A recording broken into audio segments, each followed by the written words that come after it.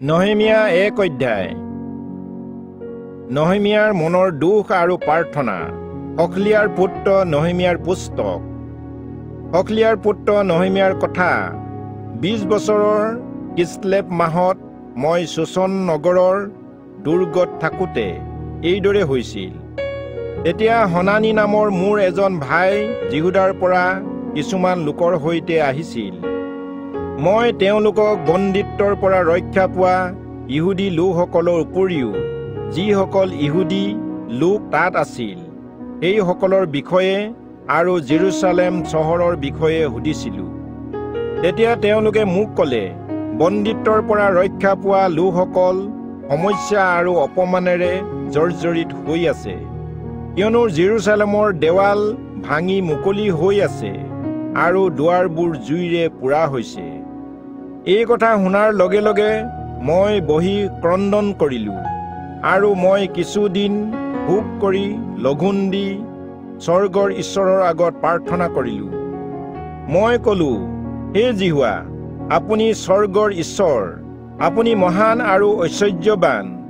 আপোনাক প্ৰেম কৰোঁতা আৰু আপোনাৰ আজ্ঞা পালন কৰোঁতা সকললৈ আপোনাৰ নিয়ম আৰু দয়া কেনে মহান। আপোনাৰ দাস ইজৰাইলী লোকসকলৰ অৰ্থে মই আপোনাৰ আগত দিনে ৰাতিয়ে কৰা প্ৰাৰ্থনা শুনক আৰু মোলৈ দৃষ্টি কৰক। আমি আপোনাৰ বিৰুদ্ধে যি পাপ কৰিলোঁ, এনে কি মই আৰু মোৰ পিতৃ পৰিয়ালেও যি পাপ কৰিলে, তাৰ বাবে মই ইজৰাইলী লোকসকলৰ হৈ পাপ স্বীকাৰ কৰিছোঁ। আমি আপোনাৰ বিৰুদ্ধে বহুতো পাপ কৰ্ম কৰিলোঁ আৰু আপুনি আপোনাৰ দাস মুচিক দিয়া আজ্ঞা, বিধি আৰু শাসন প্ৰণালীবোৰ পালন নকৰিলোঁ।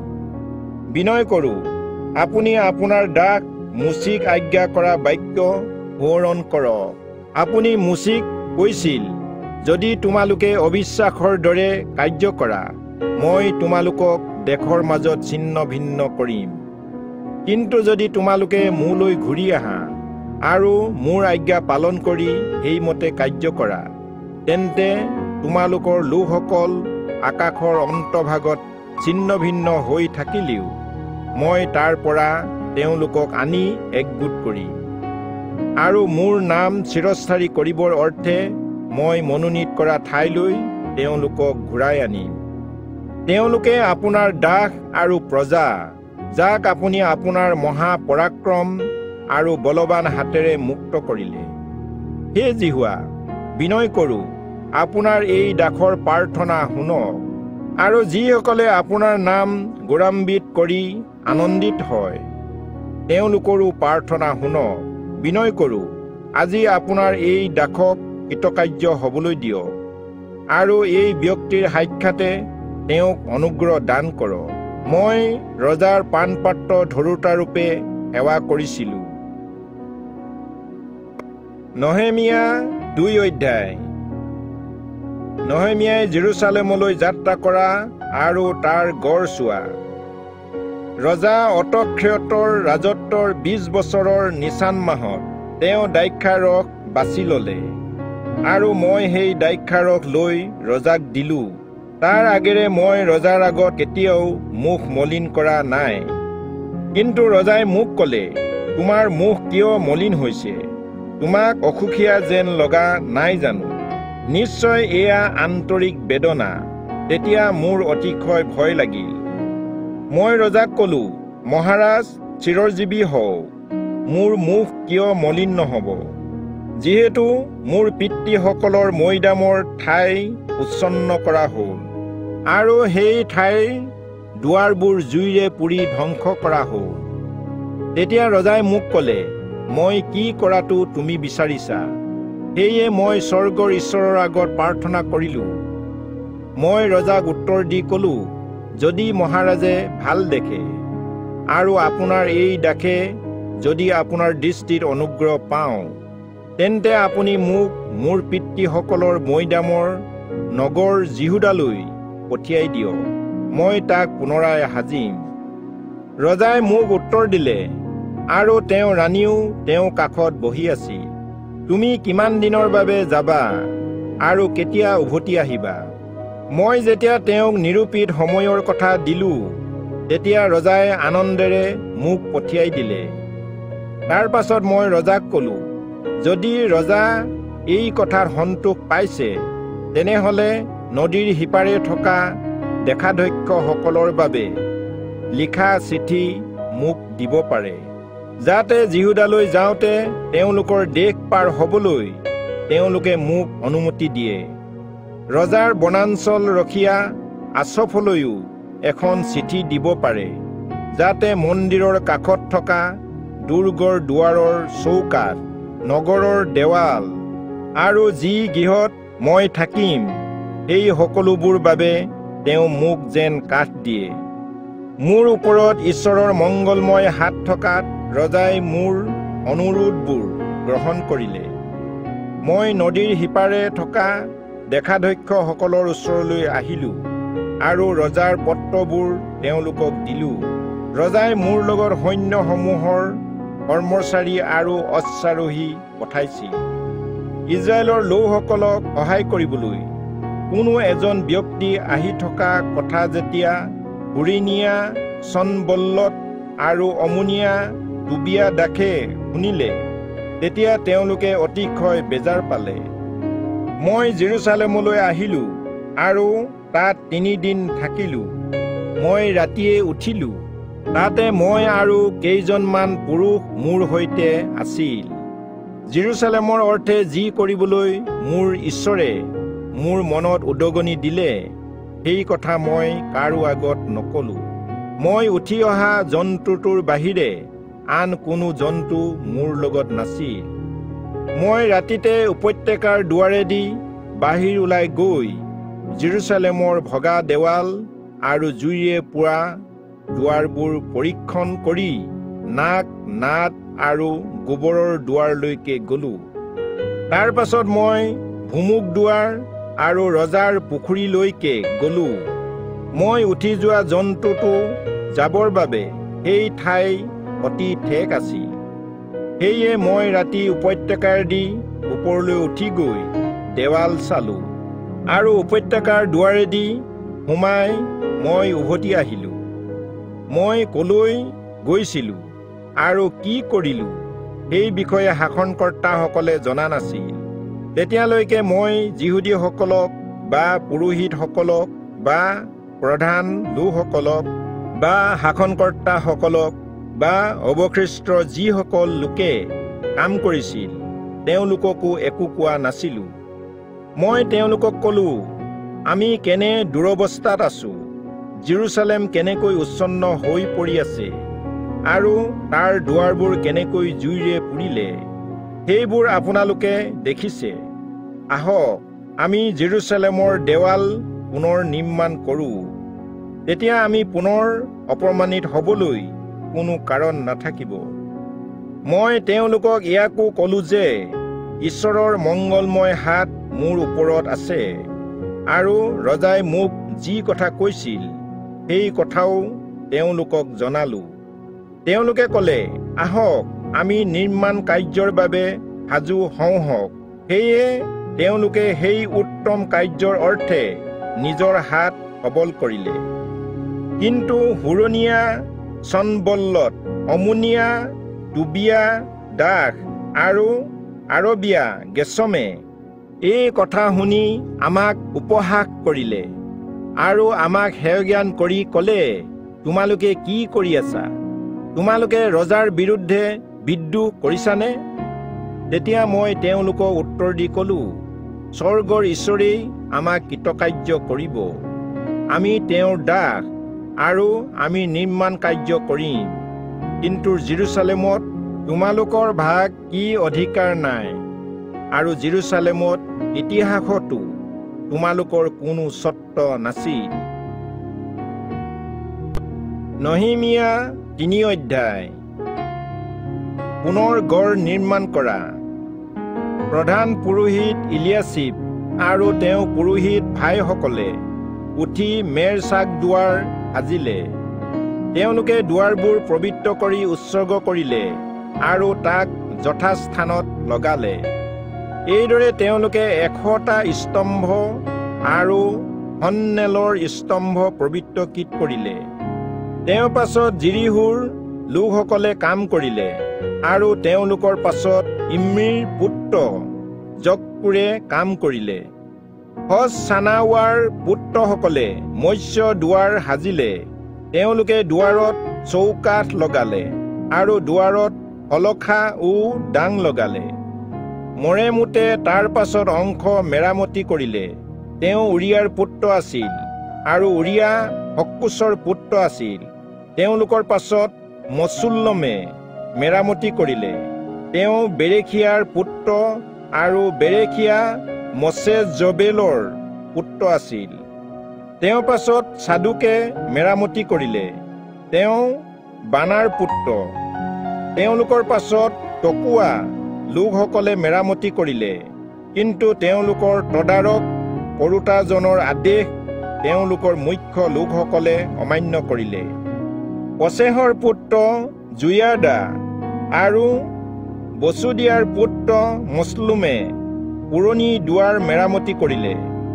তেওঁলোকে চৌকাঠ লগাই তাত দুৱাৰখন লগালে আৰু শলখা ও ডাং লগালে।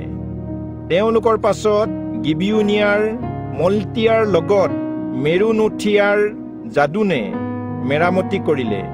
তেওঁলোক গিবিউন আৰু মিম্পাৰ মুখ্য লোক আছিল। নদীৰ সিপাৰে থকা যি প্ৰদেশত দেখাদক্ষ আছিল সেইখনেই মিম্পা নগৰ। তেওঁৰ পাছত সোণাৰীসকলৰ এজন অহয়াৰ পুত্ৰ উজিয়েলে মেৰামতি কৰিলে আৰু তেওঁৰ পাছত গন্ধৰস প্ৰস্তুত কৰোঁতা হননিয়াই মেৰামতি কৰিলে। তেওঁলোকে বহল দেৱাললৈকে জেৰুচালেম পুনৰ সাজিলে। তেওঁলোকৰ পাছত হুহৰ পুত্ৰ ৰফায়াই মেৰামতি কৰিলে। তেওঁ জেৰুচালেম জিলাৰ আধা অংশত শাসন কৰিছিল। তেওঁলোকৰ পাছত হৰুমফৰ পুত্ৰ জাদায়াই নিজৰ ঘৰৰ ওচৰৰ দেৱালৰ অংশ মেৰামতি কৰিলে। তেওঁৰ পাছত হজবনিয়াৰ পুত্ৰ হত্তুচ মেৰামতি কৰিলে। হাৰিমৰ পুত্ৰ মুলকিয়া আৰু পহত মোৱাবৰ পুত্ৰ হচুবে আন এটা অংশৰ সৈতে তন্দুৰৰ স্তম্ভ মেৰামতি কৰিলে। তেওঁৰ পাছৰ জেৰুচালেম জিলাৰ আধা অংশৰ শাসনকৰ্তা হল্লুহেছৰ পুত্ৰ চলমৰৰ সৈতে তেওঁ জীয়েকসকলে মেৰামতি কৰিলে। হানুন আৰু জানুহৰ নিবাসীসকলে উপত্যকাৰ দুৱাৰ মেৰামতি কৰিলে। তেওঁলোকে তাক সাজি তাত দুৱাৰ লগালে আৰু দুৱাৰত শলখা ও ডাং লগালে। তেওঁলোকে গোবৰৰ দুৱাৰলৈকে 1000 হাত মেৰামতি কৰিলে। বৈত হক্কেৰম জিলাৰ শাসনকৰ্তা ৰেখবৰ পুত্ৰ মলকিয়াই গোবৰৰ দুৱাৰ মেৰামতি কৰিলে। তেওঁ তাক সাজিলে আৰু তাৰ দুৱাৰ শলখা আৰু ডাং লগালে। মিম্পা জিলাৰ শাসনকৰ্তা কলহুজিৰ পুত্ৰ চল্লুনে ভুমুক দুৱাৰ পুনৰ সাজিলে। তেওঁ তাক সাজি তাৰ ওপৰত ঢাকনি দিলে আৰু তাত দুৱাৰ শলখা আৰু ডাং লগালে। তেওঁ যি খটখটিয়েদি দাউদৰ নগৰৰ পৰা নামি আহে তাৰ পৰা ৰজাৰ বাৰীৰ ওচৰত থকা চেলুহ পুখুৰীলৈকে দেৱাল সাজিলে। বৈতচুৰ জিলাৰ আধা অংশত শাসন কৰা অজবুকৰ পুত্ৰ নহিমিয়াই দাউদৰ মৈদামবোৰৰ ঠাইৰ পৰা মানুহে খনা পুখুৰীলৈকে আৰু বীৰ পুৰুষসকলৰ ঘৰলৈকে মেৰামতি কৰিলে। তেওঁ পাছত লেবিয়াসকলৰ সৈতে বানীৰ পুত্ৰ ৰহুমে মেৰামতি কৰিলে। তেওঁ পাছত কলিয়া জিলাৰ আধা অংশৰ শাসনকৰ্তা হজবিয়াই নিজৰ জিলাৰ অৰ্থে মেৰামতি কৰিলে। তেওঁ পাছত তেওঁলোকৰ দেশীয় লোকসকলৰ সৈতে কইলা জিলাৰ আধা অংশৰ শাসনকৰ্তা হেনাদদৰ পুত্ৰ বব্বয়ে মেৰামতি কৰিলে। তেওঁ পাছত মিম্পাৰ শাসনকৰ্তা জেছুৱাৰ পুত্ৰ এজৰে অস্তগৃহৰ বিপৰীতে উঠি যোৱা বাটৰ আন এটা অংশৰ দেৱালৰ বাহিৰ ফালে দিয়া আলমৰ মেৰামতি কৰিলে। তেওঁৰ পাছত জক্কয়ৰ পুত্ৰ বাৰুকে অতি আগ্ৰহে আলমৰ পৰা প্ৰধান পুৰোহিত ইলিয়াশ্বিবৰ ঘৰৰ দুৱাৰলৈকে এটা অংশ মেৰামতি কৰিলে। তেওঁ পাছত মৰেমোতে যিজন উৰিয়াৰ পুত্ৰ আছিল আৰু উৰিয়াৰ হক্কুচৰ পুত্ৰ, সেই মৰেমোতে ইলিয়াশ্বিবৰ ঘৰৰ দুৱাৰৰ পৰা ইলিয়াশ্বিবৰ ঘৰৰ শেষলৈকে এটা অংশ মেৰামতি কৰিলে।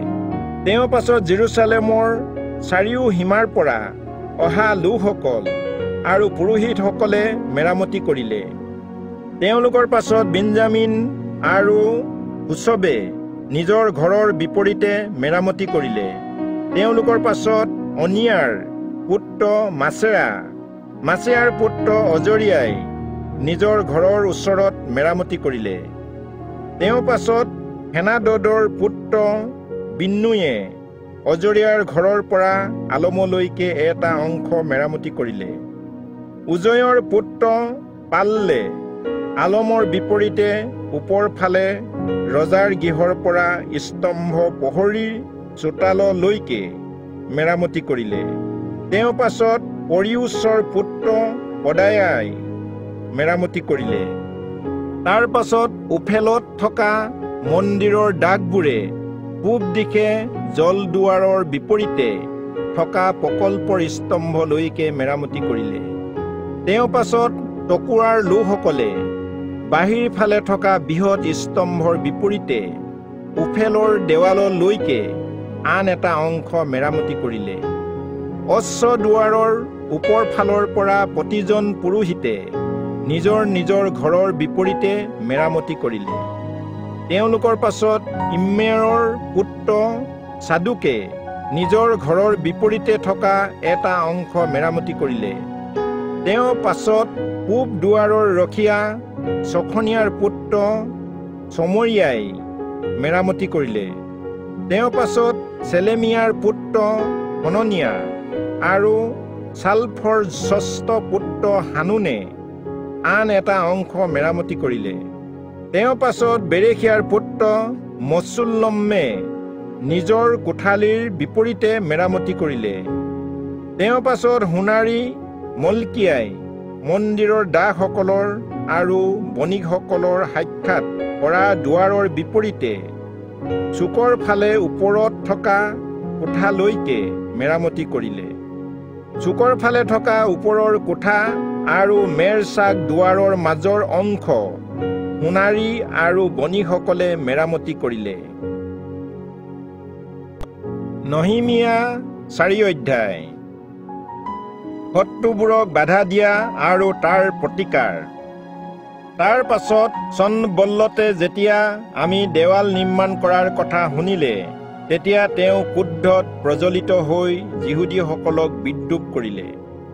চমৰীয়া সৈন্যৰ আৰু তেওঁৰ ভাইসকলৰ উপস্থিতিত তেওঁ ক'লে, সেই দুৰ্বল যিহুদীসকলে কি কৰি আছে? তেওঁলোকে নিজৰ বাবে পুনৰ নগৰ প্ৰতিষ্ঠা কৰিবনে? তেওঁলোকে বলিদান কৰিবনে? তেওঁলোকে একেইদিনাই সেই কাম শেষ কৰিবনে? পুৰা ভগ্ন স্তূপৰ তেওঁলোকে শিলবোৰ জীৱন্ত কৰিবনে? তেতিয়া তেওঁৰ সৈতে অমোনিয়া টুবিয়া আছিল আৰু তেওঁ ক'লে, তেওঁলোকে যি দেৱাল সাজিছে তাৰ ওপৰত যদি এটা শিয়ালো উঠে, তেন্তে তেওঁলোকৰ সেই শিলাময় দেৱাল ভাঙি পৰিব। হে আমাৰ ঈশ্বৰ, শুনা, কিয়নো আমি ঘৃণিত হৈছো। তেওঁলোকৰ উপহাস তেওঁলোকৰ ওপৰতে পৰক, আৰু তেওঁলোক যি দেশত বন্দিত্ব আছিল তাত লুট কৰি নিয়া বস্তুৰ দৰে থাকিবলৈ দিয়ক। তেওঁলোকৰ অপৰাধ ঢাকি নাৰাখিব, আৰু তেওঁলোকৰ পাপ আপোনাৰ আগৰ পৰা মচি নেপেলাব, কিয়নো তেওঁলোকে দেৱাল সজাসকলৰ খং উঠাবলৈ উত্তেজিত কৰিছে। সেয়ে আমি দেৱাল সাজিলো, আৰু লোকসকলে আগ্ৰহে দেৱালবোৰ জোৰা লগাই দেৱালৰ উচ্চতাৰ আধালৈকে মেৰামতি কৰিলে। জেৰুচালেমৰ দেৱাল মেৰামত কৰা কাম চলি আছে, আৰু তাৰ ভগা ঠাইবোৰ বন্ধ কৰিবলৈ আৰম্ভ কৰা হৈছে। ইয়াকে শুনি চনবল্লত আৰু টুবিয়াই আৰু আৰবিয়া, অমুনিয়া আৰু অছদুদিয়াৰ লোকসকল অতিশয় ক্ৰোধান্বিত হ'ল। তেওঁলোকে জেৰুজালেমৰ বিৰুদ্ধে যুদ্ধ আৰু তাত বিসংগতিৰ সৃষ্টি কৰিবলৈ সকলোৱে একগোট হৈ চক্ৰান্ত কৰিলে। কিন্তু আমি আমাৰ ঈশ্বৰৰ আগত প্ৰাৰ্থনা কৰিলোঁ আৰু তেওঁলোকৰ ভাবুকিৰ পৰা ৰক্ষা পাবলৈ তেওঁলোকৰ বিৰুদ্ধে দিনে ৰাতিয়ে প্ৰহৰী নিযুক্ত কৰিলোঁ। তাৰ পাছত জিহুদাৰ লোকসকলে ক'লে, তাত বহুতো ভগ্ন স্তূপ আছে আৰু ভাৰ বোৱাসকলৰ শক্তি হ্ৰাস পোৱাৰ কাৰণে আমি পুনৰ দেৱাল সাজিবলৈ অক্ষম হৈছোঁ। আমাৰ শত্ৰুবোৰে ক'লে, আমি তেওঁলোকৰ মাজত সোমাই তেওঁলোকক বধ কৰি কাম বন্ধ নকৰালৈকে তেওঁলোকে নাজানিব আৰু নেদেখিব। সেই সময়ত তেওঁলোকৰ ওচৰত থকা যিহুদীসকলে সকলো দিশৰ পৰা আহি তেওঁলোকে আমাৰ বিৰুদ্ধে কৰা আঁচনিৰ বিষয়ে আমাক 10-12লৈকে সতৰ্ক কৰি ক'লে। সেয়ে মই দেৱালৰ তলভাগৰ মুকলি অংশত স্থিতি ল'লোঁ। মই প্ৰতি পৰিয়ালক নিজৰ নিজৰ স্থান দিলোঁ। তেওঁলোকৰ তৰোৱাল, যাঠি আৰু ধনু আছিল। মই চাই থিয় হৈ প্ৰধান লোকসকল, অধ্যক্ষসকল আৰু আন আন লোকসকলক ক'লোঁ, তোমালোকে তেওঁলোকৰ কাৰণে ভয় নকৰিবা। মহান আৰু ঐশ্বৰ্যৱান ঈশ্বৰক সোঁৱৰণ কৰা। তোমালোকৰ পৰিয়াল, পুত্ৰ আৰু কন্যা, ভাৰ্যা আৰু তোমালোকৰ ঘৰৰ বাবে যুদ্ধ কৰা। আমাৰ শত্ৰুবোৰে যেতিয়া শুনিলে যে আমি তেওঁলোকৰ পৰিকল্পনাৰ কথা গম পাইছোঁ, সেই সময়ত ঈশ্বৰে তেওঁলোকৰ পৰিকল্পনা ব্যৰ্থ কৰিলে। তেতিয়া আমি সকলোৱে দেৱাললৈ ঘূৰি আহি নিজৰ নিজৰ কামত লাগিলোঁ। মুখ্য লোকসকলে যেতিয়া জিহুদাৰ লোকসকলৰ পাছফালে থিয় আছিল, তেতিয়াৰে পৰা মোৰ দাসসকলৰ মাজৰ আধা সংখ্যক লোকে কেৱল দেৱালৰ পুনৰ নিৰ্মাণৰ কাম কৰিলে আৰু আধা সংখ্যক লোকে যাঠি, ঢাল আৰু ধনু আৰু যুদ্ধৰ বস্ত্ৰ পিন্ধি থাকিল। দেৱাল নিৰ্মাণ কৰোঁতে আৰু ভাৰ বওঁতাসকলে প্ৰতিজনে এখন হাতেৰে কাম কৰিছিল আৰু আনখন হাতেৰে অস্ত্ৰ ধৰিছিল।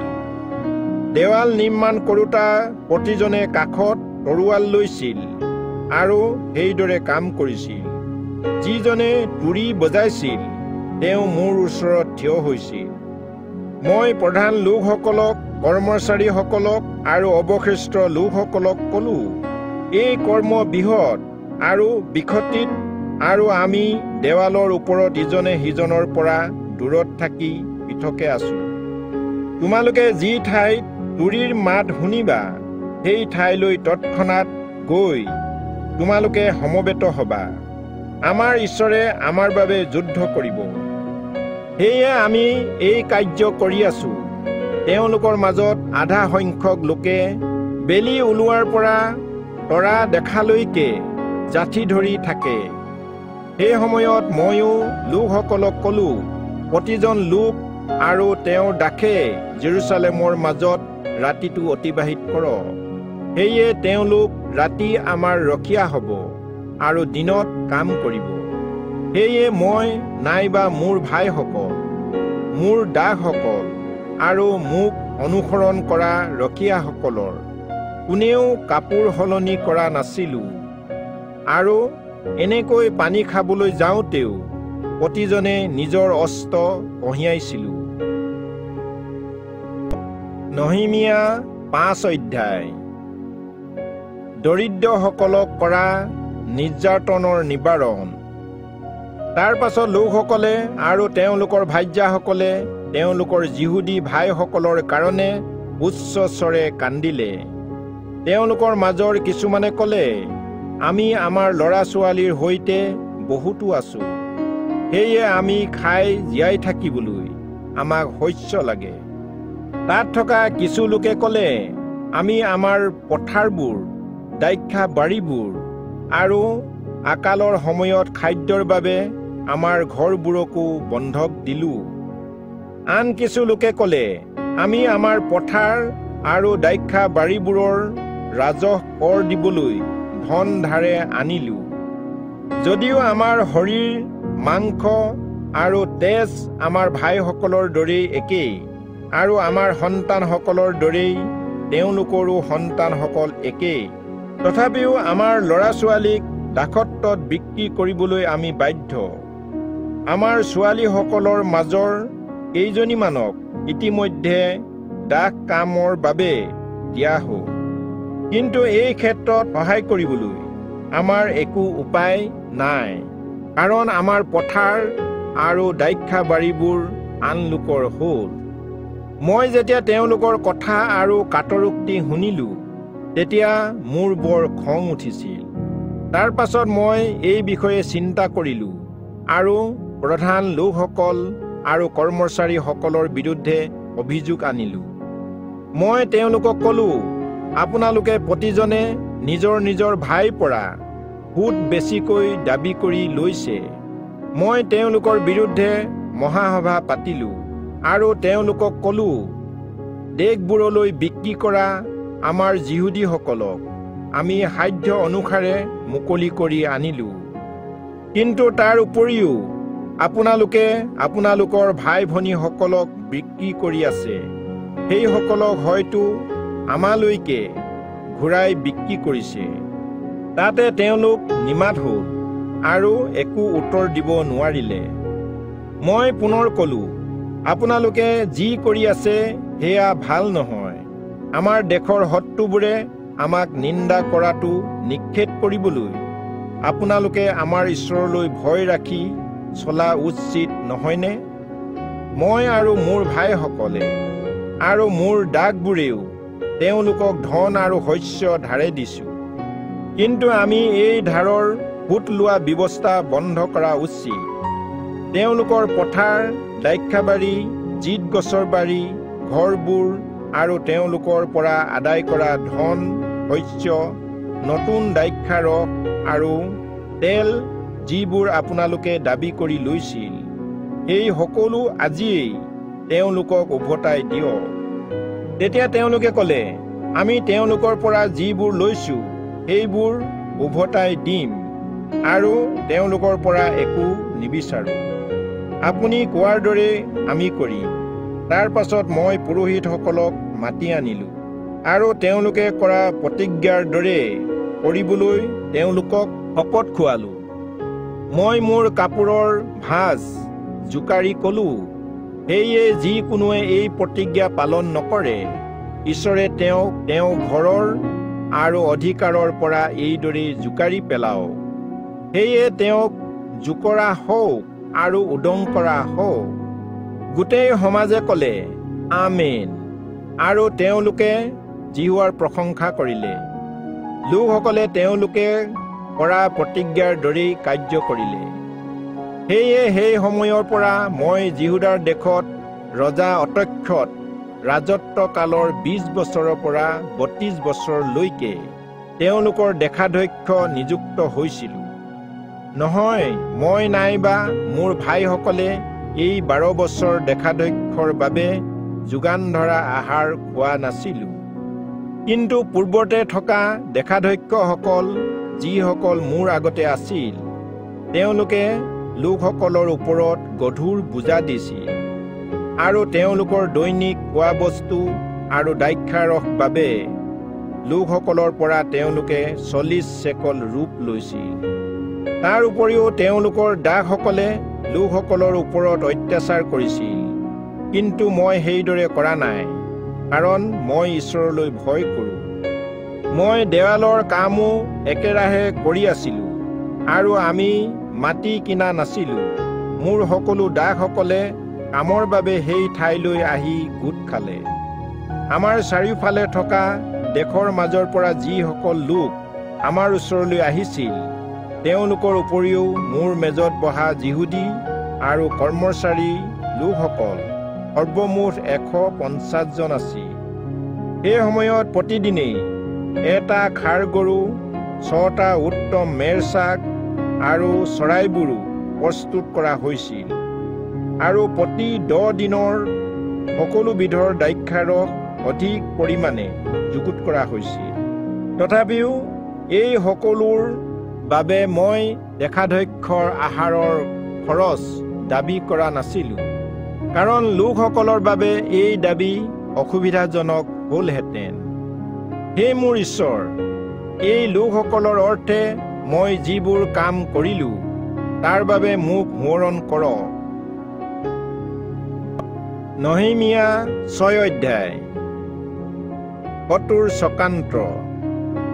সনবল্লত, টোবিয়া, আৰবিয়া, গেছম আৰু আমাৰ অৱশিষ্ট শত্ৰুবোৰে যেতিয়া শুনিলে যে মই দেৱাল পুনৰ নিৰ্মাণ কৰিলোঁ, যদিও মই নগৰৰ চৌকাতবোৰত দুৱাৰ খুওৱা নাছিলোঁ, তথাপিও দেৱালত এটাও মুকলি হৈ থকা ভঙা অংশ বাদ পৰা নাছিল, তেতিয়া সনবল্লত আৰু গেছমে মোৰ ওচৰলৈ এই কথা কৈ পঠিয়ালে, আহা, আমি সমৰ্থলৰ কোনো এখন ঠাইত লগ হ'বলৈ গোট খাওঁ হওক।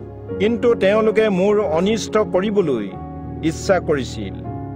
মই তেওঁলোকলৈ বাৰ্তাবাহকক কৈ পঠিয়ালোঁ, মই এটা ডাঙৰ কাম কৰি আছো আৰু মই তললৈ নামি যাব নোৱাৰো। এই কাম এৰি বা এই কাম বন্ধ কৰি মই কিয় আপোনালোকৰ ওচৰলৈ যাম? তেওঁলোকে মোৰ ওচৰলৈ 4 বাৰ সেই বাৰ্তা পঠালে আৰু মই তেওঁলোকক প্ৰতিবাৰে একেদৰে উত্তৰ দিলোঁ। 5ম বাৰ সনবল্লতে এখন খোলা চিঠিৰ সৈতে একেদৰে নিজৰ দাসক মোৰ ওচৰলৈ পঠালে। তাত এইদৰে লিখা আছিল, দেশৰ মাজত এই সংবাদ দিয়া হৈছে আৰু গেছুমেও কৈছে যে আপুনি আৰু যিহুদীসকলে বিদ্ৰোহ কৰিবলৈ পৰিকল্পনা কৰি আছে। সেইকাৰণে আপুনি পুনৰ দেৱাল নিৰ্মাণ কৰিছে। এই সংবাদৰ মতে আপুনি তেওঁলোকৰ ৰজা হ'বলৈ খুজিছে আৰু জেৰুজালেমত আপোনাৰ বিষয়ে প্ৰচাৰ কৰাবলৈ আপুনি ভাৱবাদীসকলকো নিযুক্ত কৰিছে। তেওঁলোকে কৈছে, যিহুদা দেশত এজন ৰজা আছে। এই সংবাদ ৰজাই যে শুনিব আপুনি নিশ্চিত। সেইকাৰণে আহক, আমি ইজনে সিজনৰ লগত আলোচনা কৰোঁ হওক। তাৰ পাছত মই তেওঁৰ ওচৰলৈ কৈ পঠালোঁ, আপুনি কোৱাৰ দৰে কোনো কাৰ্য কৰা হোৱা নাই, কিন্তু সেইবোৰ আপোনাৰ মনেৰে সাজি কোৱা কথা। তেওঁলোকে কাম কৰাৰ পৰা নিজৰ হাত এৰাই চলিব আৰু এই কাৰ্য যাতে সমাপ্ত কৰা নহয়। সেয়ে তেওঁলোক সকলোৱে আমাৰ মনত ভয় সুমুৱাব খুজিছে। কিন্তু সেই ঈশ্বৰ, এতিয়া আপুনি মোৰ হাত সবল কৰক। মহেতবেলৰ পুত্ৰ দলায়া, দলায়াৰ পুত্ৰ চময়া, তেওঁ নিজৰ ঘৰৰ ভিতৰতে আবদ্ধ হৈ আছিল। মই তেওঁ ঘৰলৈ গ'লো। তেওঁ ক'লে, আহক, আমি ঈশ্বৰৰ গৃহত মন্দিৰৰ ভিতৰত একগোট হওঁ আৰু মন্দিৰৰ দুৱাৰবোৰ বন্ধ কৰোঁ, কাৰণ তেওঁলোকে আপোনাক বধ কৰিবলৈ আহি আছে। ৰাতিয়ে আপোনাক বধ কৰিবলৈ আহিব। মই উত্তৰ দিলোঁ, মোৰ দৰে মানুহ এজনে পলাবনে? আৰু মোৰ দৰে মানুহ এজনে মাত্ৰ জীয়াই থাকিবলৈ মন্দিৰৰ ভিতৰলৈ সোমাবনে? মই ভিতৰলৈ নাযাওঁ। মই অনুভৱ কৰিছিলোঁ যে ঈশ্বৰে তেওঁক পঠোৱা নাছিল, কিন্তু টোবিয়া আৰু সনবল্লতে তেওঁক ভাড়া দিছিল। সেয়ে তেওঁ মোৰ সৈতে ভাৱবাণী প্ৰচাৰ কৰিছিল।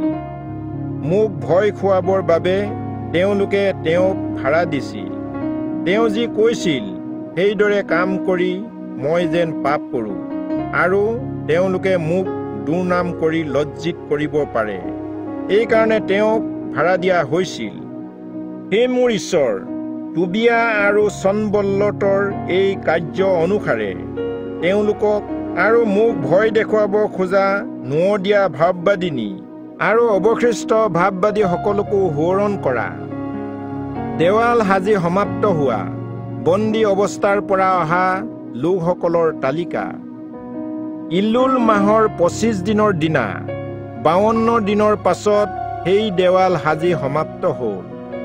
আমাৰ সকলো শত্ৰুৱে যেতিয়া এই কথা শুনিলে, তেতিয়া আমাৰ চাৰিওফালে থকা দেশীয় লোকসকলে ভয় খালে আৰু নিজৰ দৃষ্টিত অতি হীন অনুভৱ কৰিলে, কিয়নো তেওঁলোকে জানিবলৈ পালে যে এই কাম ঈশ্বৰৰ সহায়ৰ দ্বাৰাই সিদ্ধ হ'ল।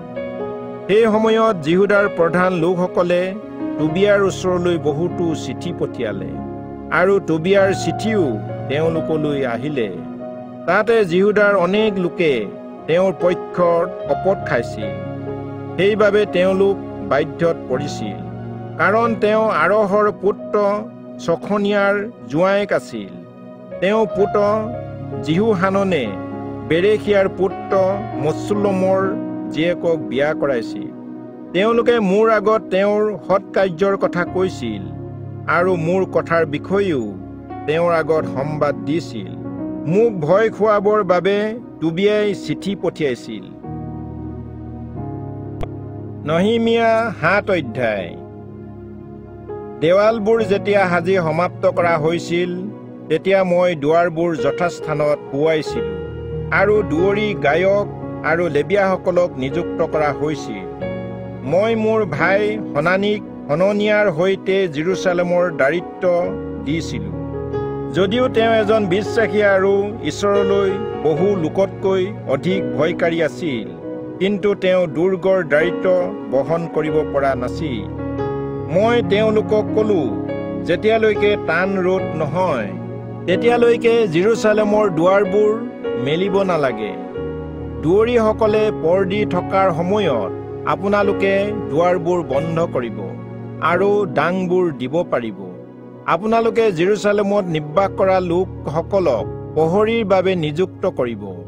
কিছুমানে তেওঁলোকৰ প্ৰহৰী স্থানত আৰু কিছুমানে নিজৰ ঘৰৰ সন্মুখত পহৰা দিব। এই নগৰ বহল আৰু ডাঙৰ আছিল, কিন্তু তাৰ ভিতৰত লোক কম আছিল আৰু এতিয়াও ঘৰবোৰ পুনৰ নিৰ্মাণ কৰা হোৱা নাছিল। প্ৰধান লোকসকলক, কৰ্মচাৰীসকলক আৰু লোকসকলক বংশাৱলীত তেওঁলোকৰ নাম অন্তৰ্ভুক্ত কৰিবৰ বাবে একগোট কৰিবলৈ মোৰ ঈশ্বৰে মোৰ হৃদয়ত কথা ক'লে।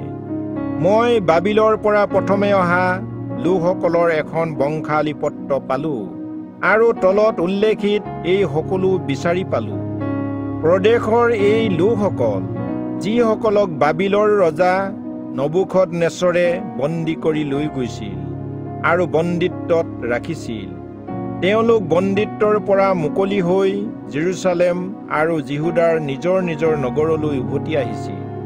তেওঁলোক জৰুবাবিল, জেছুৱা, নহিমিয়া, অজৰিয়া, ৰয়মিয়া, নহমানী, মদখয়, বিলচন, মিমপৰত, বিগবয়, নহুম আৰু বানা এওঁলোকৰ লগত আহিল।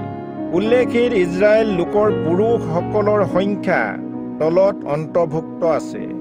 পৰিউচৰ বংশধৰ 2172 জন, ছফথিয়াৰ বংশধৰ 372 জন, আৰহৰ বংশধৰ 652 জন, জেছুৱা আৰু যোৱাবৰ বংশধৰ আৰু পহত মোৱাবৰ বংশধৰসকল 2818 জন, এলমৰ বংশধৰসকল 1254 জন, যত্তুৰ বংশধৰসকল 845 জন, জক্কয় বংশধৰসকল 760 জন, বিন্নুৱে বংশধৰসকল 648 জন, বেবয়ৰ বংশধৰসকল 628 জন, অজগৰ বংশধৰসকল 2322 জন, অদোনিকামৰ বংশধৰসকলৰ 668 জন, বিগবয়ৰ বংশধৰসকল 2068 জন,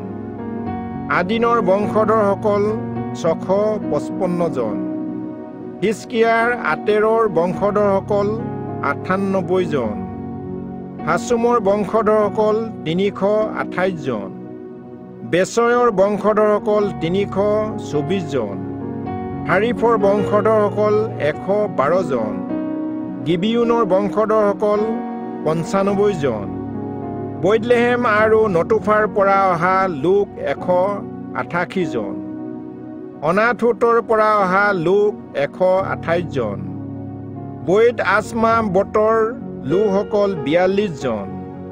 কিৰিত জিয়াৰিম, কফিৰা আৰু বেৰুতৰ লোকসকল 743 জন। ৰামা আৰু গেবাৰ লোকসকল 621 জন। মিগমছৰ লোকসকল 122 জন। বৈতেল আৰু অয়ৰ লোকসকল 123 জন। অন্য নবুতৰ লোকসকল 52 জন। অন্য এলমৰ লোকসকল 1254 জন। হাৰিমৰ লোকসকল 320 জন। জিৰিহুৰ লোকসকল 345 জন। লুট, হাদিদ আৰু উনৰ লোকসকল 721 জন। চনাৱাৰ লোকসকল 3930 জন। পুৰোহিতসকল জিদয়াৰ বংশধৰসকল জেছুৱাৰ ঘৰৰ 973 জন। ইম্মেৰৰ বংশধৰসকল 1052 জন। পছহুৰৰ বংশধৰসকল 1247 জন। হাৰিমৰ বংশধৰসকল 1017 জন। লেবিয়াসকল উৎবাৰ বংশধৰ কদমিয়েল আৰু কদমিয়েলৰ জেছুৱাৰ বংশধৰসকল 74 জন। গায়কসকল আছফৰ বংশধৰসকল 148 জন। চল্লুম, আতেৰ, তম্মুন, অক্কুব, হতিতা, চুবয়ৰ বংশধৰৰ দুৱৰীসকল 138 জন।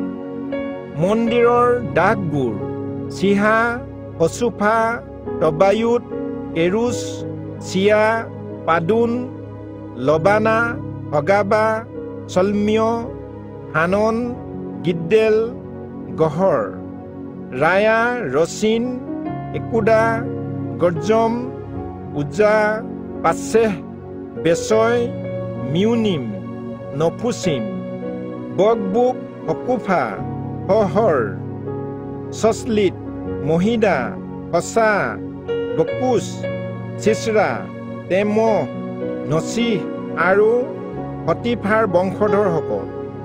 চলোমনৰ দাসৰ বংশধৰসকল চুতয়, চুফেৰত, পৰিদা, জালা, দকুন, গিদ্দেল, চফতিয়া, হতিল, পোখৰত, হচবৰিম। আমোনৰ বংশধৰসকল সকলো মন্দিৰৰ দাস আৰু চলোমনৰ দাসবোৰৰ বংশধৰসকল সৰ্বমুঠ 392 জন আছিল। এওঁলোক তেল মেলহ, তেল হচা, কৰুপ, অদুন আৰু ইম্মেৰৰ পৰা অহা লোক। কিন্তু তেওঁলোকে আৰু তেওঁলোকৰ পূৰ্বপুৰুষসকলৰ পৰিয়ালসকলে ইজৰাইলৰ পৰা অহা বংশধৰ বুলি প্ৰমাণ দিব নোৱাৰিলে।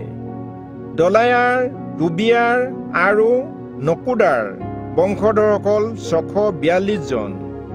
পুৰোহিতসকলৰ হবয়া, হকুচ আৰু বজ্জিলয়ৰ বংশধৰসকল।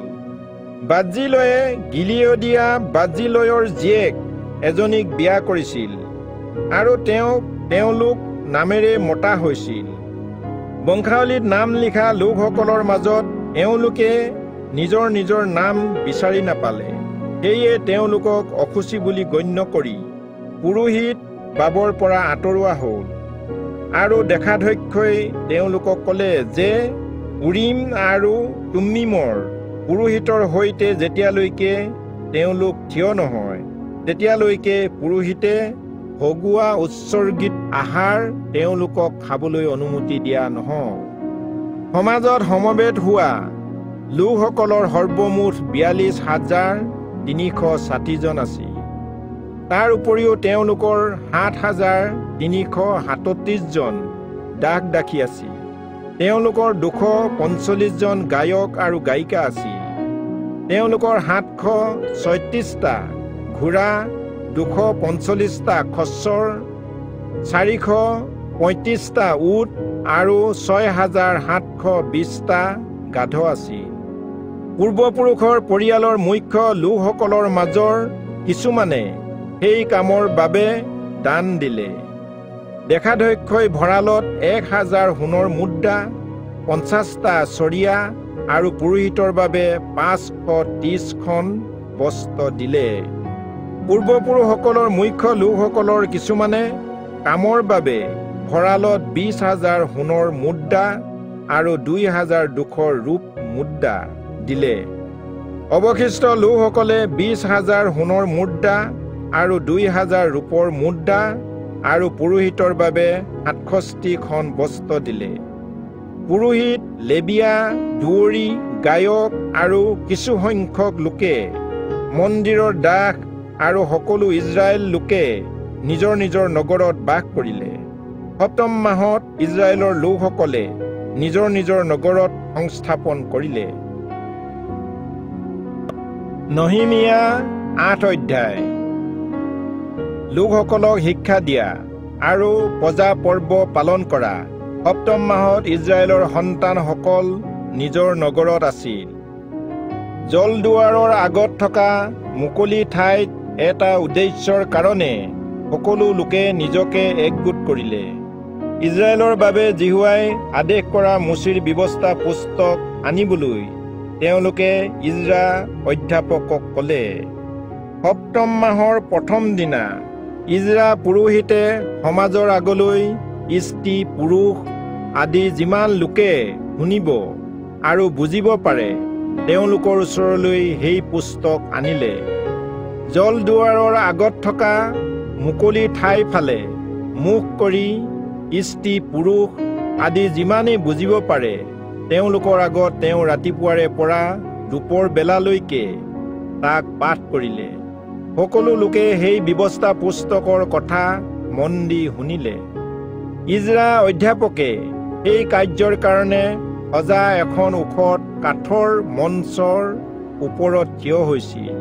তেওঁ ওচৰত সোঁফালে মত্তিথিয়া, চেমা, অনায়া, উৰিয়া, হিলকিয়া আৰু মাছেয়া আৰু বাওঁফালে পদায়া, মিছায়েল, মলকিয়া, হাছুম, হছবদানা, জখৰিয়া আৰু মছুলম থিয় হৈছিল। তাৰ পাছত এজৰাই সকলো লোকতকৈ ওখ ঠাইত থিয় হৈ সকলো লোকে দেখাকৈ পুস্তকখন মেলিলে। তেওঁ পুস্তকখন মেলা মাত্ৰে সকলো লোক উঠি থিয় হ'ল। ইজৰাই মহান ঈশ্বৰ জিহুৱাৰ ধন্যবাদ কৰিলে আৰু সকলো লোকে হাত দাঙি উত্তৰ দিলে, আমেন, আমেন। তাৰ পাছত মূৰ দোৱাই মাটিত উবুৰি হৈ জিহুৱাৰ আগত প্ৰণিপাত কৰিলে আৰু জেছুৱা, বানী, চেৰেবিয়া, জামিন, অক্কুব, চবথয়, উদিয়া, মাছেয়া, কলিতা, অজৰিয়া, জোজাবত, হানন, পলায়া আৰু লেবিয়াসকলে নিজ নিজ ঠাইত থিয় হৈ থকা লোকসকলক ব্যৱস্থা পুস্তকখনৰ অৰ্থ বুজিবলৈ সহায় কৰিলে। তাৰ পাছত তেওঁলোকে স্পষ্টকৈ ঈশ্বৰৰ ব্যৱস্থা পুস্তক পাঠ কৰিলে। লোকসকলে বুজিব পৰাকৈ তাৰ অৰ্থ বুজাই দিলে। দেখাধ্যক্ষ নহিমিয়া, অধ্যাপক আৰু পুৰোহিত ইজৰা আৰু লেবিয়াসকল যিসকলে অৰ্থ বুজাই দিছিল তেওঁলোকে লোকসকলক ক'লে, আজি আপোনালোকৰ ঈশ্বৰ জিহুৱাৰ উদ্দেশ্যে পবিত্ৰ দিন।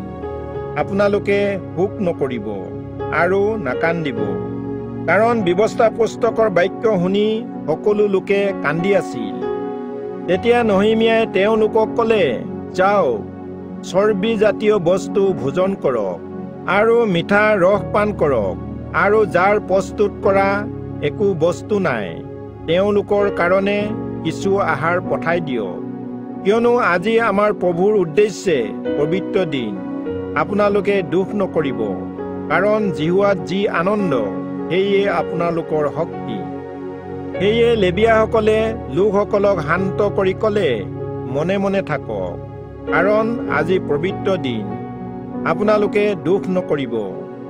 তেতিয়া তেওঁলোকক বুজাব বিচৰা কথা বুজি খোৱা বোৱা কৰিবলৈ আৰু আহাৰ ভাগ কৰি খাবলৈ আৰু অতিশয় আনন্দেৰে উদযাপন কৰি সকলো লোক নিজৰ বাটে গ'ল। তাৰ পাছত দ্বিতীয় দিনা সকলো লোকৰ পিতৃবংশৰ মূল লোক, পুৰোহিত আৰু লেবিয়াসকলে ব্যৱস্থা পুস্তকৰ বাক্য গভীৰভাৱে বুজিবলৈ ইজৰা অধ্যাপকৰ ওচৰলৈ আহি গোট খালে।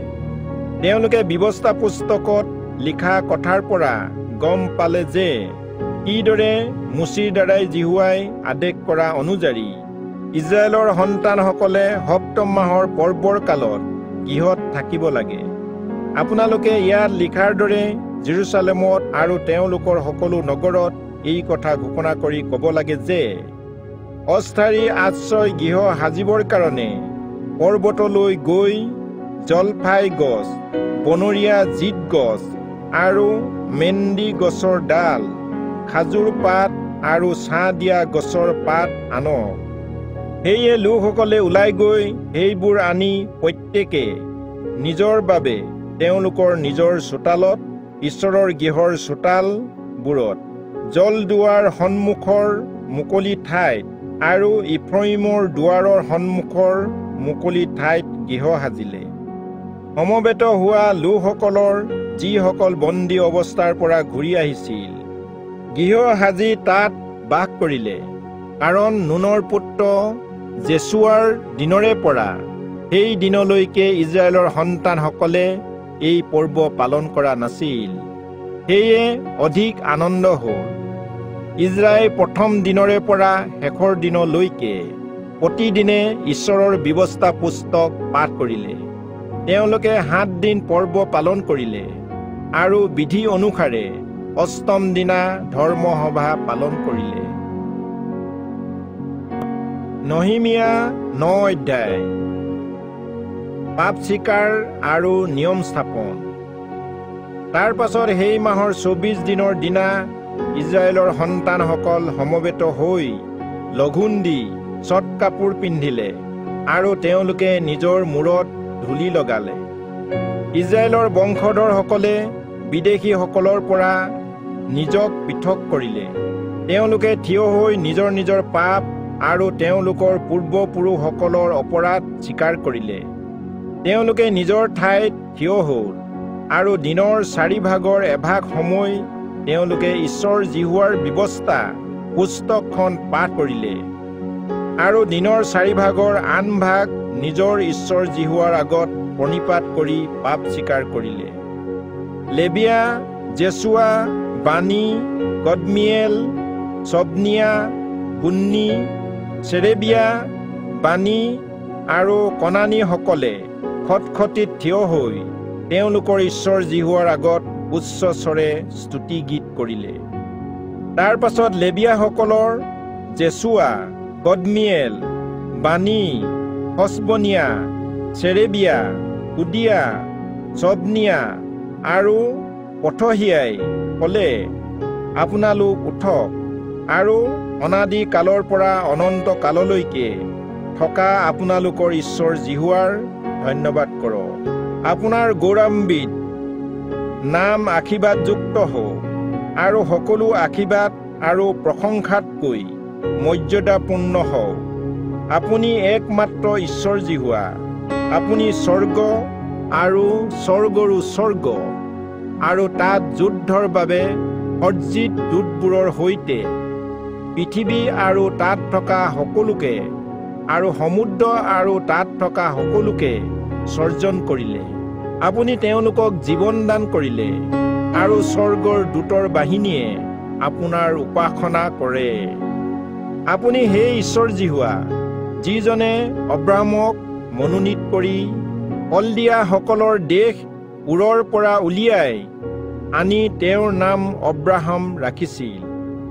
আপোনাৰ সাক্ষাতে তেওঁ মন বিশ্বাসযোগ্য পাই হিত্তিয়া, ইমুৰিয়া, পৰিজিয়া, জিবুচিয়া আৰু গিগাচিয়া এই কনানীয়া লোকসকলৰ দেশ তেওঁৰ বংশক দিবলৈ তেওঁৰ লগত এটি নিয়ম স্থাপন কৰিলে। আপুনি নিজৰ প্ৰতিজ্ঞা স্থিৰ কৰিলে, কাৰণ আপুনি ধৰ্মপৰায়ণ ঈশ্বৰ।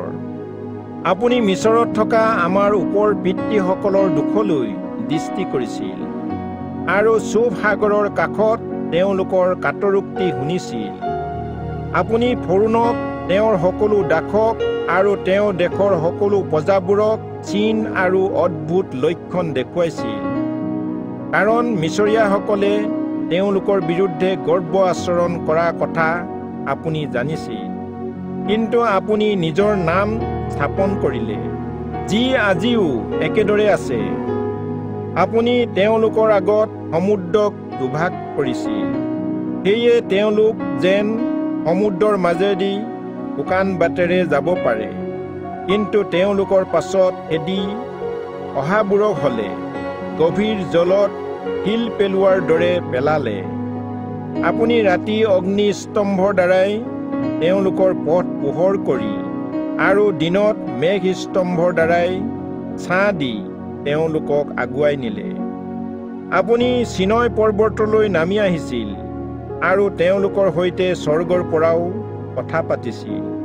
তেওঁলোকক নৈতিকতাপূৰ্ণ শাসন প্ৰণালী, সত্য ন্যায় ব্যৱস্থা, উত্তম বিধি আৰু আজ্ঞাবোৰ দিছিল। আপোনাৰ পবিত্ৰ বিশ্ৰামবাৰ তেওঁলোকক জনালে আৰু আপোনাৰ দাস মুচিৰ দ্বাৰাই তেওঁলোকক আজ্ঞা বিধি আৰু নিয়ম প্ৰণালীবোৰ দিলে। তেওঁলোকৰ ভোক লগা সময়ত আকাশৰ পৰা আহাৰ দিলে আৰু পিয়াহ গুচাবলৈ শিলৰ পৰা পানী উলিয়ালে। আপুনি যি দেশ দিবলৈ তেওঁলোকক প্ৰতিজ্ঞা কৰিছিল, সেই দেশলৈ যাবলৈ তেওঁলোকক আজ্ঞা দিলে। কিন্তু তেওঁলোক আৰু আমাৰ পূৰ্বপুৰুষসকলে অসন্মানজনক কাৰ্য কৰিলে। তেওঁলোক আকুৰ গোজ আছিল আৰু আপোনাৰ আজ্ঞাবোৰ শুনা নাছিল। তেওঁলোকে শুনিবলৈ মান্তি নহ'ল আৰু আপুনি তেওঁলোকৰ মাজত কৰা আচৰিত কাৰ্যৰ কথা তেওঁলোকে চিন্তা নকৰিলে। কিন্তু তেওঁলোকে আকুৰ গোজ হৈছিল আৰু তেওঁলোকৰ বন্দী অৱস্থালৈ উভতি যাবলৈ বিদ্ৰোহ কৰি এজন নেতা নিযুক্ত কৰিলে। কিন্তু আপুনি ক্ষমাবান ঈশ্বৰ, কৃপাময় আৰু অনুগ্ৰহেৰে পৰিপূৰ্ণ, শুদ্ধ ধীৰ আৰু দয়াত মহান, সেয়ে আপুনি তেওঁলোকক ত্যাগ নকৰিলে। তেওঁলোকে যেতিয়া ঈশ্বৰক নিন্দা কৰি আঁচত ঢালি এটা ডামুৰি নিৰ্মাণ কৰিছিল, মিছৰৰ পৰা আপোনালোকক উলিয়াই অনা ঈশ্বৰ এওঁৱেই, তথাপিও আপুনি তেওঁলোকক ত্যাগ কৰা নাছিল। আপোনাৰ দয়াৰ গুণে তেওঁলোকক আপুনি মৰুভূমিত ত্যাগ কৰা নাছিল। তেওঁলোকক বাটত লৈ যাবলৈ দিনত মেঘস্তম্ভ আৰু ৰাতি পোহৰ দিবলৈ অগ্নিস্তম্ভ তেওঁলোকৰ পৰা দূৰ কৰা নাছিল। আপুনি তেওঁলোকক শিক্ষা দিবৰ কাৰণে আপোনাৰ মংগলময় আত্মা তেওঁলোকক দান কৰিলে আৰু তেওঁলোকৰ মুখৰ পৰা আপোনাৰ মান্না প্ৰত্যাহাৰ নকৰিলে আৰু তেওঁলোকৰ পিয়াহ গুচাবলৈ তেওঁলোকক পানী দিলে। আপুনি 40 বছৰলৈকে মৰুভূমিত তেওঁলোকক প্ৰতিপালন কৰি আছিল। তেওঁলোকৰ একো বস্তুৰে অভাৱ হোৱা নাছিল, তেওঁলোকৰ কাপোৰ ফটা নাছিল আৰু তেওঁলোকৰ ভৰিও ফুলা নাছিল। আপুনি তেওঁলোকক ৰাজ্যসমূহ আৰু লোকসমূহ দিলে আৰু তেওঁলোকক চাৰিওদিশে ভূমি প্ৰদান কৰিলে। সেয়ে তেওঁলোকে ৰজা হিজবোনৰ চিহোন দেশ আৰু ৰজা বাছানৰ ওগ দেশ অধিকাৰ কৰিলে। আপুনি তেওঁলোকৰ সন্তানক আকাশমণ্ডলৰ তৰাবোৰৰ দৰে অসংখ্য কৰিলে আৰু তেওঁলোকক আপুনি তেওঁলোকৰ দেশলৈ আনিলে। আপুনি তেওঁলোকৰ পূৰ্বপুৰুষসকলক ক'লে, তালৈ যোৱা আৰু অধিকাৰ কৰা। সেয়ে লোকসকলে তালৈ গৈ দেশ অধিকাৰ কৰিলে আৰু আপুনি সেই দেশ নিবাসী অনানিয়াসকলক তেওঁলোকৰ বশীভূত কৰিলে। তেওঁলোকে ভাল পোৱাৰ দৰে ইজৰাইলীসকলে যাতে কৰে, সেয়ে তেওঁলোকৰ দেশৰ ৰজাৰ সৈতে লোকসকলকো আপুনি তেওঁলোকৰ হাতত সোধাই দিলে। তেওঁলোকে গড়েৰে আবিদ নগৰবোৰ আৰু এখন উবৰা দেশ অধিকাৰ কৰিলে। তেওঁলোকে সকলো উত্তম বস্তুৰে ভৰি থকা ঘৰসমূহ, ইতিমধ্যে খান্দি থোৱা নাট, দ্ৰাক্ষাবাৰী, জিতবাৰী আৰু ফল ধৰা বহুত গছ অধিকাৰ কৰিলে। সেয়ে তেওঁলোকে সেইবোৰ খাই তৃপ্ত হ'ল আৰু আপোনাৰ মহান দয়াত তেওঁলোকে আনন্দ কৰিলে। তাৰ পাছত তেওঁলোক অবাধ্য হ'ল আৰু আপোনাৰ বিৰুদ্ধে বিদ্ৰোহ আচৰণ কৰিলে। তেওঁলোকে আপোনাৰ বিধান অৱহেলা কৰিলে। যি ভাৱবাদীসকলে তেওঁলোকক আপোনালৈ ঘূৰি আহিবলৈ সাৱধান কৰিছিল তেওঁলোকক তেওঁলোকে বধ কৰিলে আৰু নিন্দা কৰিলে। যিসকলে তেওঁলোকক দুখ দিছিল সেই শত্ৰুবোৰৰ হাতত আপুনি তেওঁলোকক সোধাই দিলে। তেওঁলোকৰ দুখৰ সময়ত তেওঁলোকে আপোনাৰ আগত কাটৰোক্তি কৰিলে। আপোনাৰ মহান অনুগ্ৰহৰ কাৰণে স্বৰ্গৰ পৰা তেওঁলোকৰ কাটৰোক্তি শুনি তেওঁলোকৰ শত্ৰুৰ হাতৰ পৰা বহুবাৰ তেওঁলোকক উদ্ধাৰ কৰিলে। কিন্তু তেওঁলোকে কিছুদিন স্থিৰে থকাৰ পাছত পুনৰ তেওঁলোকে আপোনাৰ সাক্ষাতে কুআচৰণ কৰিলে। সেয়ে আপুনি তেওঁলোকক তেওঁলোকৰ শত্ৰুবোৰৰ হাতত উঠাই দিলে আৰু শত্ৰুবোৰে তেওঁলোকৰ ওপৰত শাসন কৰিলে। তথাপি তেওঁলোকে যেতিয়া ঘূৰি আহি আপোনাৰ আগত কাটৰোক্তি কৰিলে, তেতিয়া স্বৰ্গৰ পৰা তেওঁলোকৰ কাটৰোক্তি শুনি আপোনাৰ কৃপাৰ গুণে বহুবাৰ তেওঁলোকক উদ্ধাৰ কৰিলে। আপোনাৰ বিধানলৈ যাতে তেওঁলোকে ঘূৰি আহে তাৰ বাবে আপুনি তেওঁলোকক সাৱধান কৰিলে। তথাপি তেওঁলোকে গৰ্ব আচৰণ কৰি আপোনাৰ আজ্ঞাবোৰ নুশুনিলে।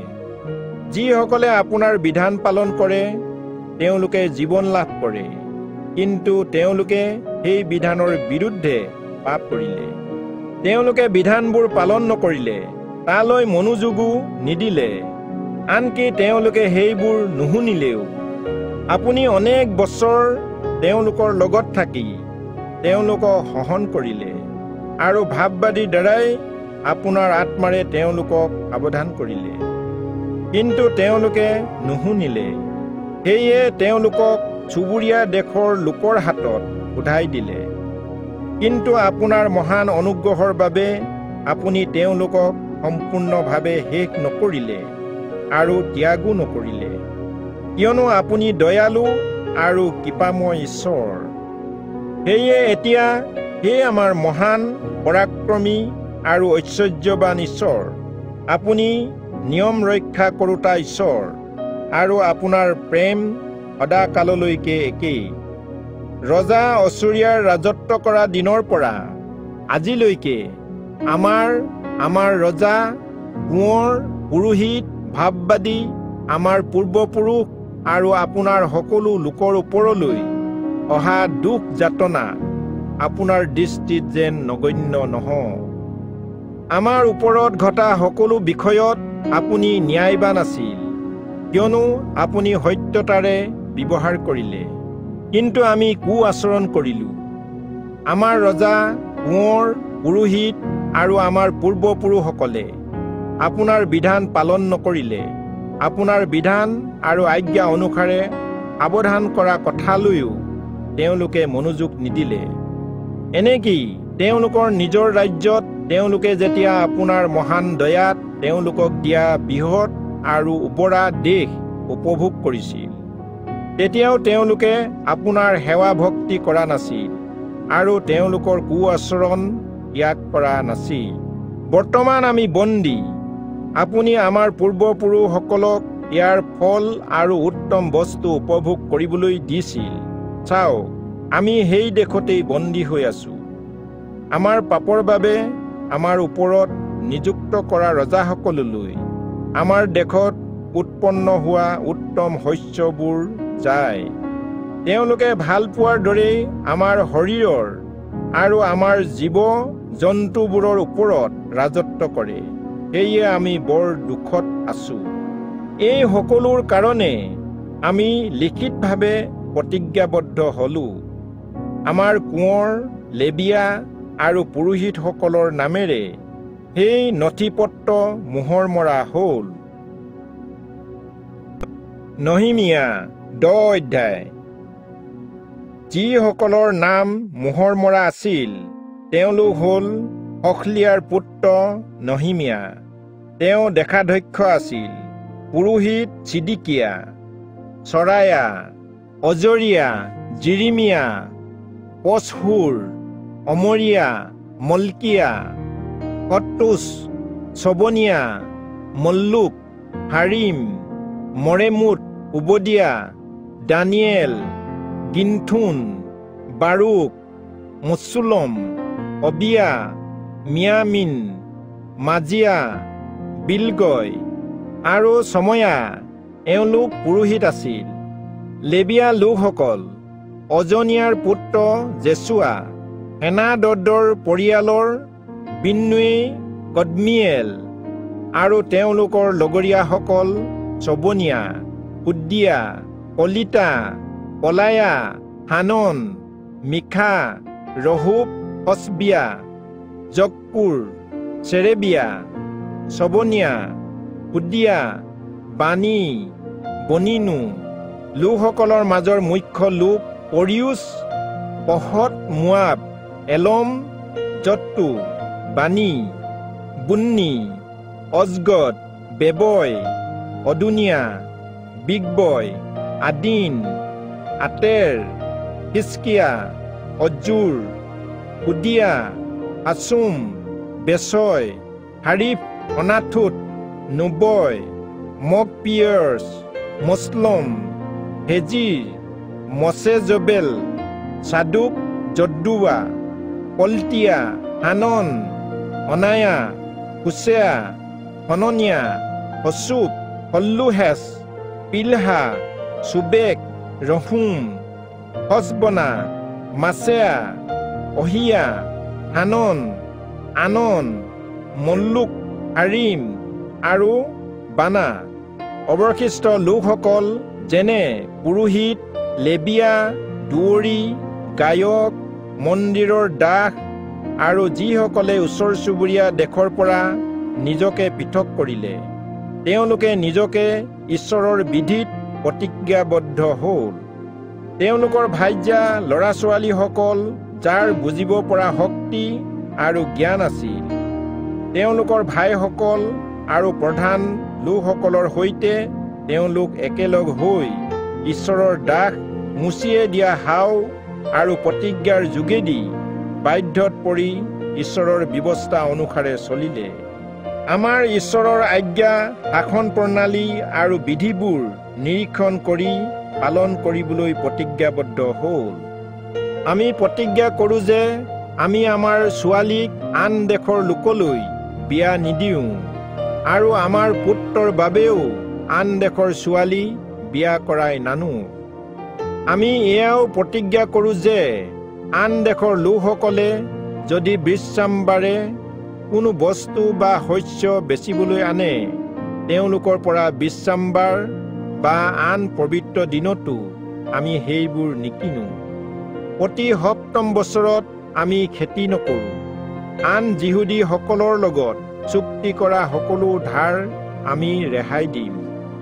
আমাৰ ঈশ্বৰ জিহুৱাৰ গৃহৰ পৰিচৰ্যাৰ অৰ্থে বছৰে বছৰে 1 চেকলৰ 1/3 দান দিয়া আজ্ঞা আমি গ্ৰহণ কৰিছোঁ।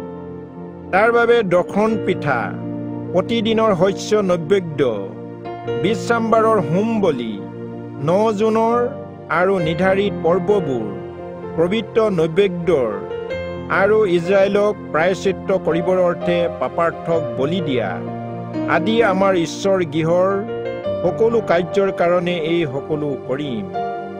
বিধানত লিখা অনুসাৰে আমাৰ ঈশ্বৰ জিহুৱাৰ পবিত্ৰ বেদীত খৰি জ্বলাবলৈ পুৰোহিত, লেবিয়া আৰু লোকসকলে খৰিৰ বাবে চিঠি খেলালে।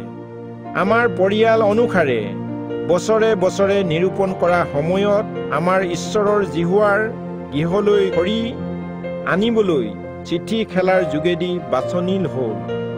আমাৰ মাটিত উৎপন্ন হোৱা শস্যৰ আগভাগ আৰু সকলো প্ৰকাৰ গছৰ ফলৰ আগভাগ বছৰে বছৰে জিহুৱাৰ গৃহলৈ আনিবলৈ আমি প্ৰতিজ্ঞা কৰিলোঁ। বিধানত লিখাৰ দৰে আমাৰ জন্ম হোৱা প্ৰথম পুত্ৰ আৰু আমাৰ গৰু, মেৰচাক আৰু ছাগলীৰ জাকবোৰৰ প্ৰথমে জগা জন্তু ঈশ্বৰৰ গৃহলৈ আৰু আমাৰ ঈশ্বৰৰ গৃহৰ পৰিচৰ্যা কৰা পুৰোহিতৰ ওচৰলৈ আনিবলৈ আমি প্ৰতিজ্ঞা কৰিলোঁ। আমি আমাৰ আটাৰ লদাৰ আগভাগ, শস্য নৈবেদ্য, প্ৰত্যেক গছৰ ফল, নতুন দ্ৰাক্ষাৰস, তেল আমাৰ ঈশ্বৰৰ গৃহৰ গুদামলৈ আৰু পুৰোহিতসকলৰ ওচৰলৈ আনিম। আমাৰ মাটিত উৎপন্ন হোৱা শস্যৰ দশম ভাগ লেবিয়াসকলৰ ওচৰলৈ আমি আনিম, কাৰণ আমি কাম কৰা নগৰবোৰৰ পৰা লেবীয়াসকলে দশম ভাগ আদায় কৰে। লেবীয়াসকলে দশম ভাগ লোৱাৰ সময়ত হাৰুনৰ বংশৰ এজন পুৰোহিত লেবীয়াসকলৰ লগত থকা উচিত। লেবীয়াসকলে দশম ভাগৰ দশম ভাগ আমাৰ ঈশ্বৰৰ গৃহৰ ভঁৰালৰ গুদামলৈ আনিব লাগে। পবিত্ৰ বস্তুবোৰ ৰখা গুদাম, যি ঠাইত পুৰোহিতে পৰিচৰ্যা কৰে আৰু য'ত দুৱৰী আৰু গায়কসকল থাকে, সেইবোৰলৈ ইজৰাইলৰ লোকসকল আৰু লেবীৰ বংশৰ লোকসকলে শস্য, নতুন দ্ৰাক্ষাৰস আৰু তেলৰ বৰঙণি যোগান ধৰে। আমাৰ ঈশ্বৰৰ গৃহক আমি অৱহেলা নকৰিম। নহেমীয়া 11 অধ্যায়। জেৰুচালেম নগৰ নিবাসী যিহুদীসকলৰ তালিকা। এই লোকসকলৰ মুখ্য লোকসকল আৰু অৱশিষ্ট লোকসকলৰ 10 জনৰ মাজত এজনক জেৰুচালেমত আৰু আন 9 জনক বেলেগ নগৰত বাস কৰিবলৈ দিবৰ বাবে চিঠি খেলালে। আৰু যিসকলে নিজ ইচ্ছাৰে জেৰুচালেমত বাস কৰিব খুজিছিল, তেওঁলোকক লোকসকলে আশীৰ্বাদ কৰিলে। জেৰুচালেমত বাস কৰা পৰদেশিক বিষয়াসকল এওঁলোক। যি নহওক, জিহুদাৰ নগৰবোৰত থকা প্ৰতিজন লোক আৰু তেওঁলোকৰ লগত ইজৰাইলী লোক, পুৰোহিত, লেবীয়া, মন্দিৰৰ দাস আৰু চলোমনৰ দাসসকলৰ বংশধৰসকলে নিজৰ দেশত বাস কৰিলে। জিহুদাৰ বংশৰ কিছুমান আৰু বিঞ্জামিনৰ বংশৰ কিছুমান লোক জেৰুচালেমত বাস কৰিলে।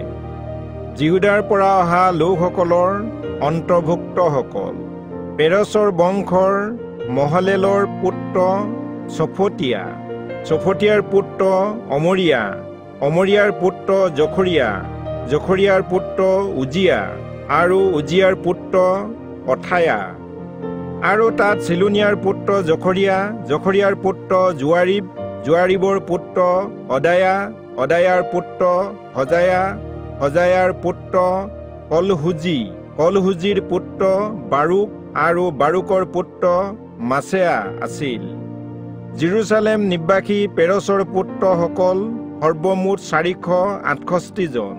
তেওঁলোক জাকত জিলিকা লোক আছিল। বিঞ্জামিন বংশৰ পৰা এওঁলোক: ইথিয়েলৰ পুত্ৰ জিছয়া, জিছয়াৰ পুত্ৰ মাছেয়া, মাছেয়াৰ পুত্ৰ কুলায়া, কুলায়াৰ পুত্ৰ পদায়া, পদায়াৰ পুত্ৰ জুৱেদ, জুৱেদৰ পুত্ৰ মছুলম আৰু মছুলমৰ পুত্ৰ চল্লু আছিল। তেওঁ পাছত গৰ্বই আৰু চল্লয় আছিল। সৰ্বমুঠ 928 জন। জিকিৰ পুত্ৰ জুৱেলে তেওঁলোকৰ তত্বাৱধান কৰিছিল। আৰু হছনুৱাৰ পুত্ৰ জিহুদা নগৰৰ দ্বিতীয় সেনাপতি আছিল। পুৰোহিতসকলৰ এওঁলোক: জোৱাৰিবৰ পুত্ৰ জিদয়া, জাকিন, অহিতুবৰ পুত্ৰ মৰায়ুত, মৰায়ুতৰ পুত্ৰ চাদুক, চাদুকৰ পুত্ৰ মছলম, মছলমৰ পুত্ৰ কিলকিয়া, কিলকিয়াৰ পুত্ৰ চৰায়া ঈশ্বৰৰ গৃহৰ পৰিচাৰক আছিল। আৰু তেওঁলোকৰ সহযোগী লোক যিসকলে গোষ্ঠীৰ কামসমূহ কৰিছিল, তেওঁলোক সৰ্বমুঠ 822 জন আছিল। তেওঁলোকৰ লগতে মলকিয়া পুত্ৰ পচুহুৰ, পচুহুৰ পুত্ৰ জখৰিয়া, জখৰিয়াৰ পুত্ৰ অমচি, অমচিৰ পুত্ৰ পল্লিয়া, পল্লিয়াৰ পুত্ৰ জিহুৰাম আৰু জিহুৰামৰ পুত্ৰ আদায়া আছিল। আৰু তেওঁ সহযোগী লোক যিসকল পৰিয়ালৰ প্ৰধান লোক আছিল, তেওঁলোক সৰ্বমুঠ 242 জন আছিল। ইম্মেৰৰ পুত্ৰ মছিলেমুত, মছিলেমুতৰ পুত্ৰ অহজয়, অহজয়ৰ পুত্ৰ অজৰেল আৰু অহজেলৰ পুত্ৰ অমচ্ছয় আছিল। তেওঁলোকৰ ভাইসকল সাহসী যোদ্ধাৰু লোক আছিল। তেওঁলোক সংখ্যাত সৰ্বমুঠ 128 জন আছিল।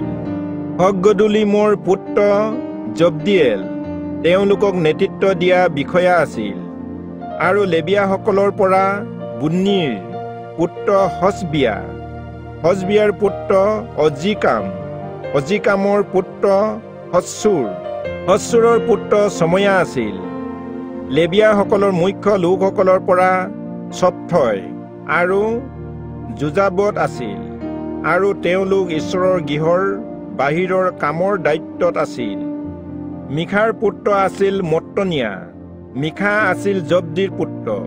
জব্দি ধন্যবাদ প্ৰাৰ্থনাৰ নেতৃত্ব লোৱা পৰিচাৰক আছিল। তেওঁ আছফৰ বংশৰ, আৰু বকবুকিয়া তেওঁৰ সহযোগীসকলৰ মাজত দ্বিতীয় আছিল। আৰু চমুৱাৰ পুত্ৰ অব্দা। চমুৱা আছিল গালালৰ পুত্ৰ।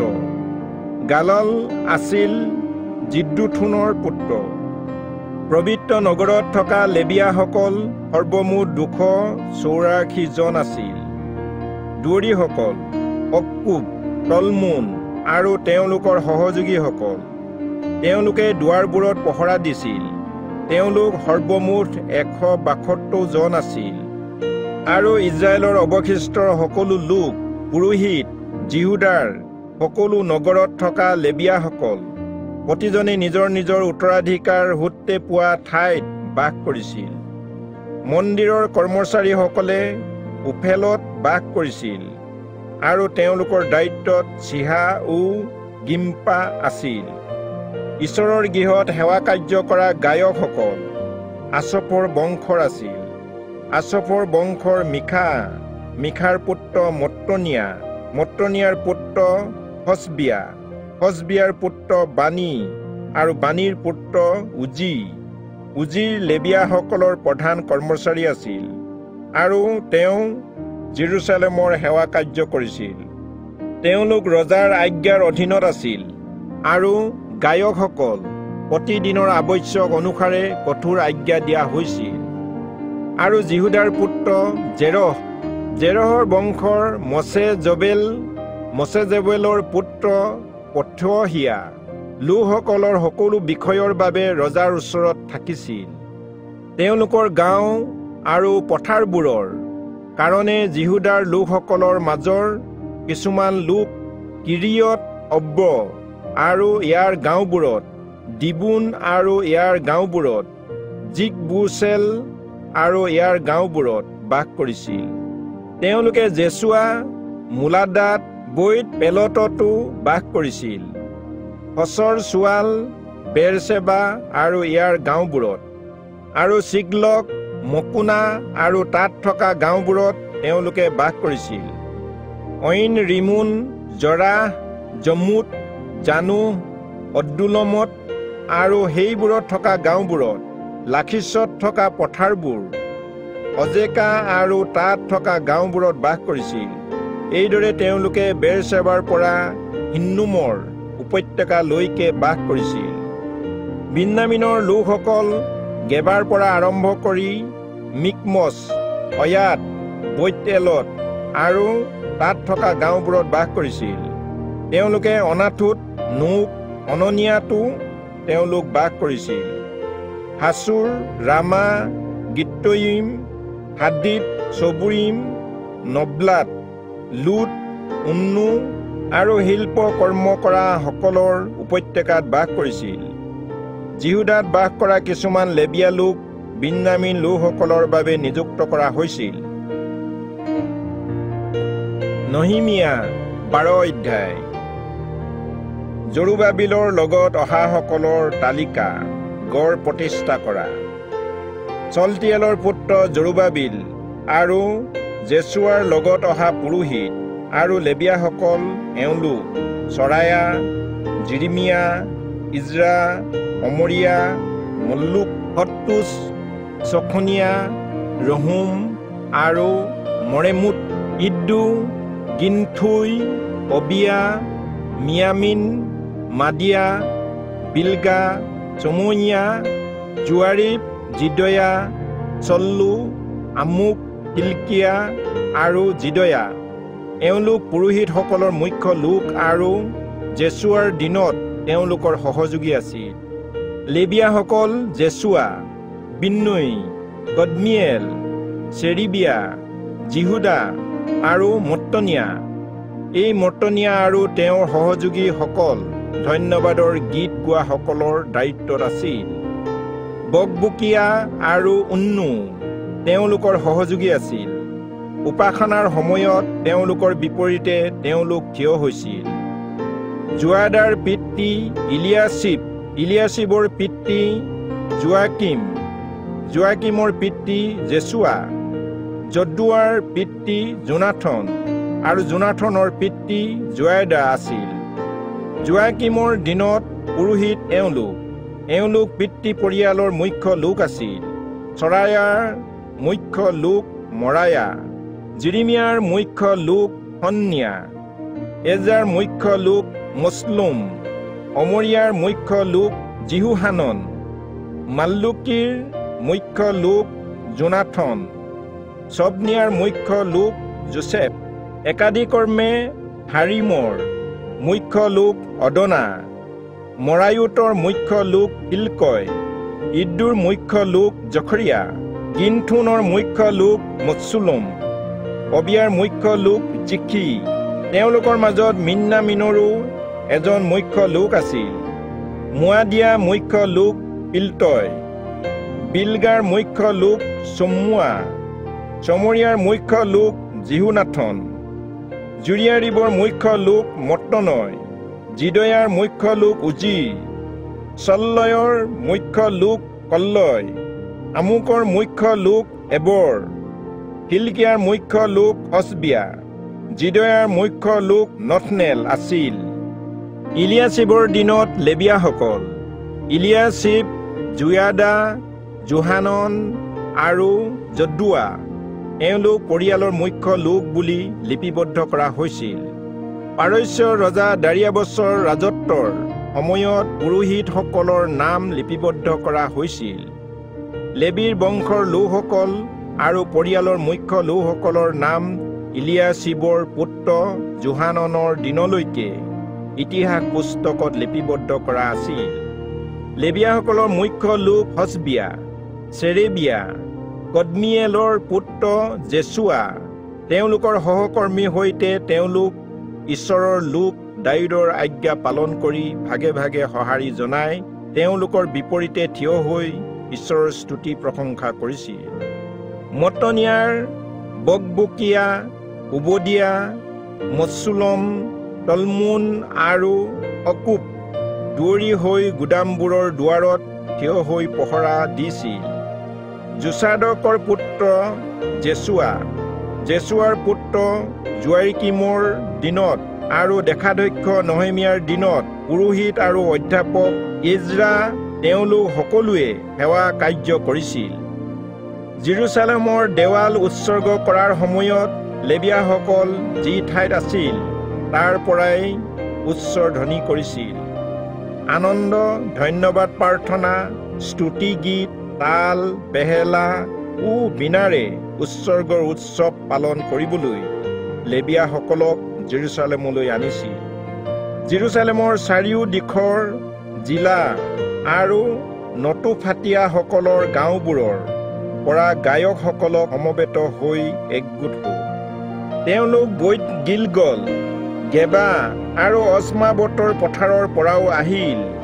গায়কসকলে তেওঁলোকৰ নিজৰ বাবে জেৰুচালেমৰ চাৰিও দিশে গাঁও পাতিলে। পুৰোহিত আৰু লেবিয়াসকলে তেওঁলোকক সূচী কৰিলে আৰু তাৰ পাছত তেওঁলোকে লোকসকলক দুৱাৰবোৰ আৰু দেৱাল সূচী কৰিলে। তাৰ পাছত জিহুদাত থকা মোৰ মুখ্য লোকসকল গড়ৰ ওপৰলৈ গ'ল আৰু মই ধন্যবাদ প্ৰাৰ্থনাৰ বাবে এটা ডাঙৰ গায়ক দল নিযুক্ত কৰিলোঁ। এটা দল গড়ৰ ওপৰত সোঁফালে গোবৰৰ দুৱাৰ লৈ গ'ল। হুচয়া আৰু জিহুদাৰ মুখ্য লোকৰ আধা ভাগ লোকে তেওঁলোকক অনুসৰণ কৰিছিল আৰু তেওঁলোকৰ পাছত অজৰিয়া, ইজৰা, মুছলম, জিহুদা, বিন্যামিন, চমৰীয়া আৰু জিৰিমিয়া গ'ল। উৰিয়ে সৈতে পুৰোহিতৰ পুত্ৰসকলৰ কিছুমান লোক আৰু আছফৰ বংশৰ জকপুৰৰ পুত্ৰ মিখায়া, মিখায়াৰ পুত্ৰ মত্তনিয়া, মত্তনিয়াৰ পুত্ৰ চমৰীয়া, চমৰীয়াৰ পুত্ৰ জোনাথন আৰু জোনাথনৰ পুত্ৰ জখৰিয়া আছিল। ইয়াত জখৰিয়াৰ সম্পৰ্কীয় সকলো আছিল। তেওঁলোক চমৰীয়া, অজৰিয়েল, মিল্লয়, গিল্লয়, মাৱই, নথনেল, জিহুদা আৰু আননি ঈশ্বৰৰ লোক দাউদৰ বাদ্যযন্ত্ৰ বজাইছিল। অধ্যাপক ইজৰা তেওঁলোকৰ সন্মুখত আছিল। তেওঁলোকে ভুমুক দুৱাৰ হৈ দাউদৰ নগৰ খটখটিয়েদি দেৱাললৈ উঠি দাউদৰ ৰাজপ্ৰসাদ পাৰ হৈ পূব দিশৰ জলদুৱাৰলৈকে গ'ল। আৰু ধন্যবাদ প্ৰাৰ্থনা কৰা আন এটা গায়ক দল আন দিশে গ'ল। মই লোকসকলৰ আধা সংখ্যক লোকক লগত লৈ তেওঁলোকক অনুসৰণ কৰিলোঁ। তেওঁলোকে দেৱালৰ ওপৰে ওপৰে তন্দুৰৰ কোট পাৰ হৈ বহল দেৱাললৈকে আৰু ইফ্ৰাইমৰ দুৱাৰ হৈ পুৰণি দুৱাৰ, মৎস্য দুৱাৰ, সন্নেলৰ কোট, সম্মেয়া কোঠেদি মেৰচাক দুৱাৰলৈকে গ'ল। আৰু তেওঁলোক গৈ প্ৰহৰী দুৱাৰত ৰখিল। এইদৰে ধন্যবাদ দি যোৱা সেই দুয়োটা দলেই ঈশ্বৰৰ গৃহত নিজৰ স্থান ল'লে। আৰু মই মোৰ লগত থকা আধা কৰ্মচাৰীৰ সৈতে নিজৰ স্থান ল'লোঁ। আৰু পুৰোহিতসকলে তেওঁলোকৰ স্থান ল'লে। তুৰী লগত লৈ পুৰোহিত ইলিয়াকিম, মাছেয়া, মিন্নামিন, মিখায়া, ইলিউঅইন, জখৰিয়া আৰু হননিয়া, মাছেয়া, চময়া, ইলিয়াজৰ, উজ্জি, জিহুহানন, মলকিয়া, এলম আৰু এজৰ আছিল। গায়কসকলে তেওঁলোকৰ পৰিচালক জিজহিয়াই সৈতে গান গালে। সেইদিনা লোকসকলে মহৎ বলিদান কৰি আনন্দ কৰিলে, কাৰণ ঈশ্বৰে তেওঁলোকক মহা আনন্দেৰে আনন্দিত কৰিছিল। মহিলা আৰু ল'ৰা ছোৱালীয়েও আনন্দ কৰিলে। এই হেতুকে বহুত দূৰলৈকে জেৰুচালেমৰ আনন্দ ধ্বনি শুনা গৈছিল। সেইদিনা বৰঙণিৰ বাবে দিয়া ফলৰ আগভাগ আৰু দশম ভাগ থোৱা ভঁৰালৰ দায়িত্বত লোকসকলক নিযুক্ত কৰিলে। ইয়াৰ সকলোৰ পৰা পুৰোহিত আৰু লেবিয়াসকলৰ প্ৰয়োজন অনুযায়ী বিধানত দিয়াৰ দৰে কিছু অংশ তেওঁলোকৰ বাবে গোটোৱা হৈছিল। নগৰৰ ওচৰত থকা পথাৰত কাম কৰিবৰ বাবে প্ৰতিজনক নিযুক্ত কৰা হৈছিল। তেওঁলোকৰ সন্মুখত থিয় হোৱা পুৰোহিত আৰু লেবিয়াসকলে বাবে জিহুদাই আনন্দ কৰিছিল। দাউদ আৰু তেওঁৰ পুত্ৰ চলোমনৰ আজ্ঞা অনুসাৰে গায়ক আৰু দুৱৰীসকলে কৰাৰ দৰে তেওঁলোকে তেওঁলোকৰ ঈশ্বৰৰ সেৱা কাৰ্য আৰু সূচী কৰা কাৰ্য সম্পন্ন কৰিছিল। বহুদিনৰ পূৰ্বতে দাউদ আৰু আছফৰ সময়ত তাত গায়কসকলৰ পৰিচালক আছিল আৰু ঈশ্বৰৰ উদ্দেশ্যে ধন্যবাদ প্ৰশংসাৰ স্তুতি গীত কৰিছিল। জৰুবাবিল আৰু নহেমিয়াৰ দিনত ইজৰাইলৰ লোকসকলে প্ৰতিজনৰ প্ৰয়োজন অনুসাৰে গায়ক আৰু দুৱৰীসকলক প্ৰতিদিনৰ অংশ দিছিল। তেওঁলোকে লেবিয়াসকলৰ বাবে কিছু অংশ আৰু লেবিয়াসকলে হাৰুনৰ বংশৰ লোকসকলৰ বাবে কিছু অংশ পৃথক কৰি ৰাখিছিল। নহেমিয়া 13 অধ্যায়। যিহুদীসকলৰ নানা দোষ সংশোধন। সেইদিনা লোকসকলে শুনিব পৰাকৈ মুচিৰ বিধান পুস্তক পাঠ কৰা হৈছিল। বিধান পুস্তকত লিখা অনুসাৰে গম পোৱা গ'ল যে অমোনিয়া বা মোৱাবিয়াসকল কেতিয়াও ঈশ্বৰৰ মহাসভালৈ আহিব নোৱাৰিব। এইদৰে কথা হৈছিল কাৰণ তেওঁলোক ইজৰাইলৰ লোকসকলৰ ওচৰলৈ পিঠা আৰু পানী লৈ অহা নাছিল। বৰঞ্চ ইজৰাইলক হাও দিবলৈ তেওঁলোকে বিলিয়মক ভাড়া কৰি আনিছিল। অৱশ্যে আমাৰ ঈশ্বৰে সেই হাওক আশীৰ্বাদলৈ ৰূপান্তৰ কৰিলে। তেওঁলোকে এই বিধান শুনাৰ লগে লগে প্ৰত্যেক বিদেশী লোকসকলক ইজৰাইলৰ পৰা পৃথক কৰিলে। এই ঘটনাৰ আগেৰে আমাৰ ঈশ্বৰৰ গৃহৰ ভঁৰালৰ ওপৰত পুৰোহিত ইলিয়াচিবক নিযুক্ত কৰিছিল। তেওঁ টুবিয়াৰ সম্পৰ্কীয় লোক আছিল। পুৰোহিত ইলিয়াচিবে টুবিয়াৰ বাবে এটা ডাঙৰ ভঁৰাল প্ৰস্তুত কৰিলে, যি ঠাইত পূৰ্বতে লোকসকলে শস্য নৈবেদ্য, ধূপ ধূনা বস্তুবোৰ, শস্যৰ দশম ভাগ, নতুন দ্ৰাক্ষাৰস আৰু তেল লেবিয়াসকলৰ নামেৰে আৰু পুৰোহিতসকলৰ বৰঙণিৰ বাবে ৰখা হৈছিল। কিন্তু এই সকলো ঘটনাৰ সময়ত মই জেৰুচালেমত নাছিলোঁ। কাৰণ বাবিলৰ ৰজা অৰ্তক্ষতৰ ৰাজত্বৰ 32 বছৰত মই ৰজাৰ ওচৰলৈ গৈছিলোঁ। কিছুদিনৰ পাছত মই ৰজাৰ পৰা ছুটিৰ বাবে অনুমতি ল'লোঁ। মই জেৰুচালেমলৈ ঘূৰি আহিলোঁ।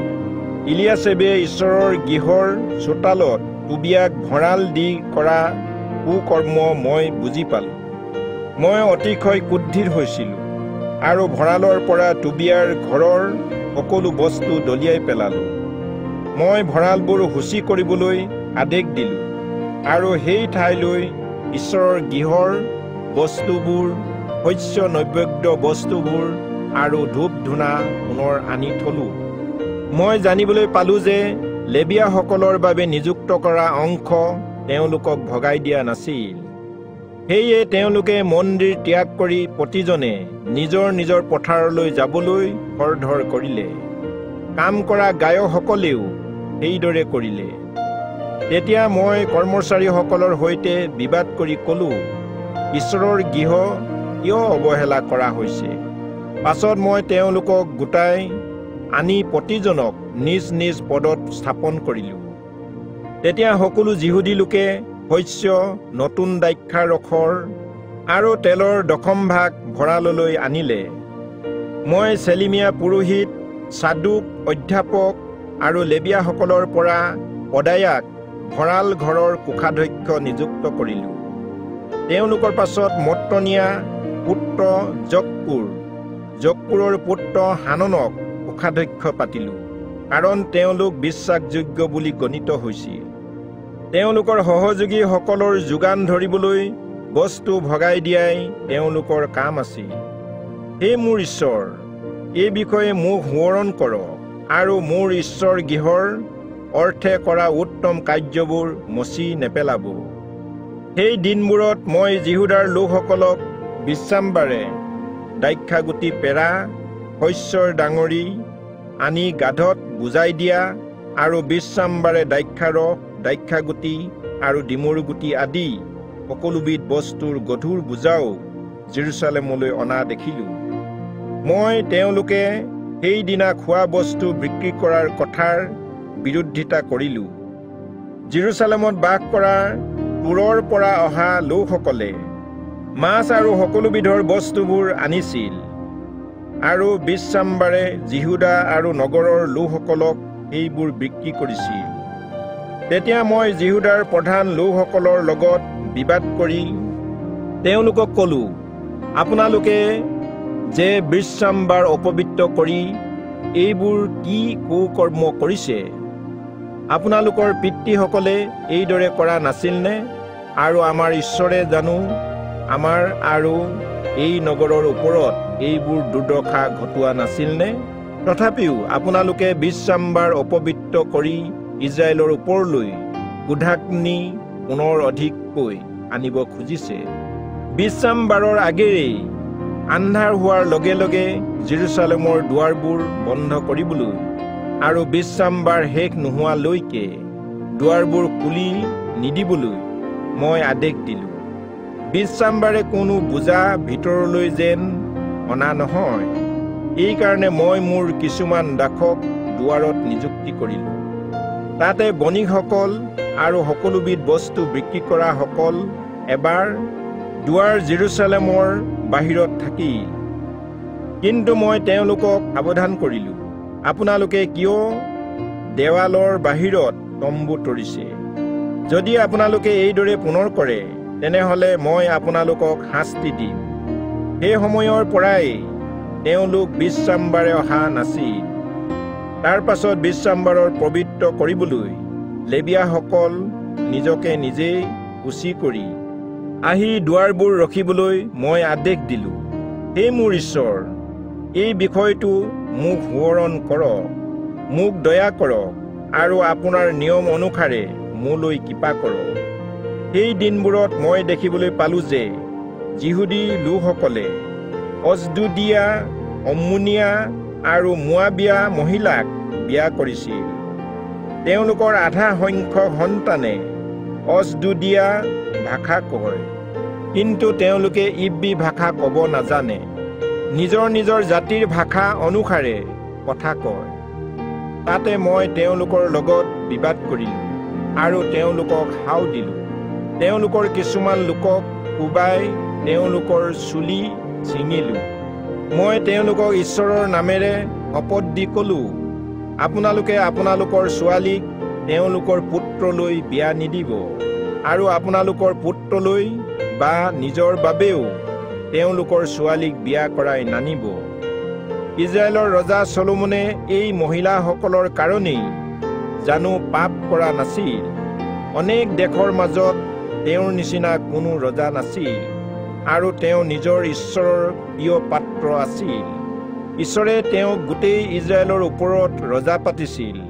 তথাপি বিদেশী ভাইজাই তেওঁক পাপ কৰালে। তেনেহলে বিদেশী মহিলা বিয়া কৰাৰ দ্বাৰাই ঈশ্বৰৰ বিৰুদ্ধে অনুগত্যহীন কাৰ্য কৰি আৰু সকলো কুকাৰ্য কৰি আমি আপোনালোকৰ কথা শুনিমনে? ইলিয়াশ্বিব প্ৰধান পুৰোহিতৰ পুত্ৰ জোয়াদা, জোয়াদাৰ এজন পুত্ৰ কুৰুনিয়া চনবল্লতৰ জোঁৱায়েক আছিল। সেইকাৰণে মই শাৰীৰিকভাৱে মোৰ সন্মুখৰ পৰা আঁতৰ কৰিলোঁ। হে মোৰ ঈশ্বৰ, তেওঁলোকক সোঁৱৰণ কৰক, কাৰণ তেওঁলোকে পুৰোহিত পদৰ আৰু লেবীয়াসকলৰ নিয়ম কলুষিত কৰিলে। সেইকাৰণে মই সকলো বিদেশী বস্তুৰ পৰা তেওঁলোকক সূচী কৰিলোঁ আৰু প্ৰতিজনৰ কাৰ্য অনুসাৰে পুৰোহিত আৰু লেবীয়াসকলৰ দায়িত্ব সুদৃঢ় কৰিলোঁ। নিৰূপিত সময়ত খৰি আৰু ফলৰ আগভাগ দান দিলোঁ। হে মোৰ ঈশ্বৰ, মংগলৰ অৰ্থে মোক সোঁৱৰণ কৰক।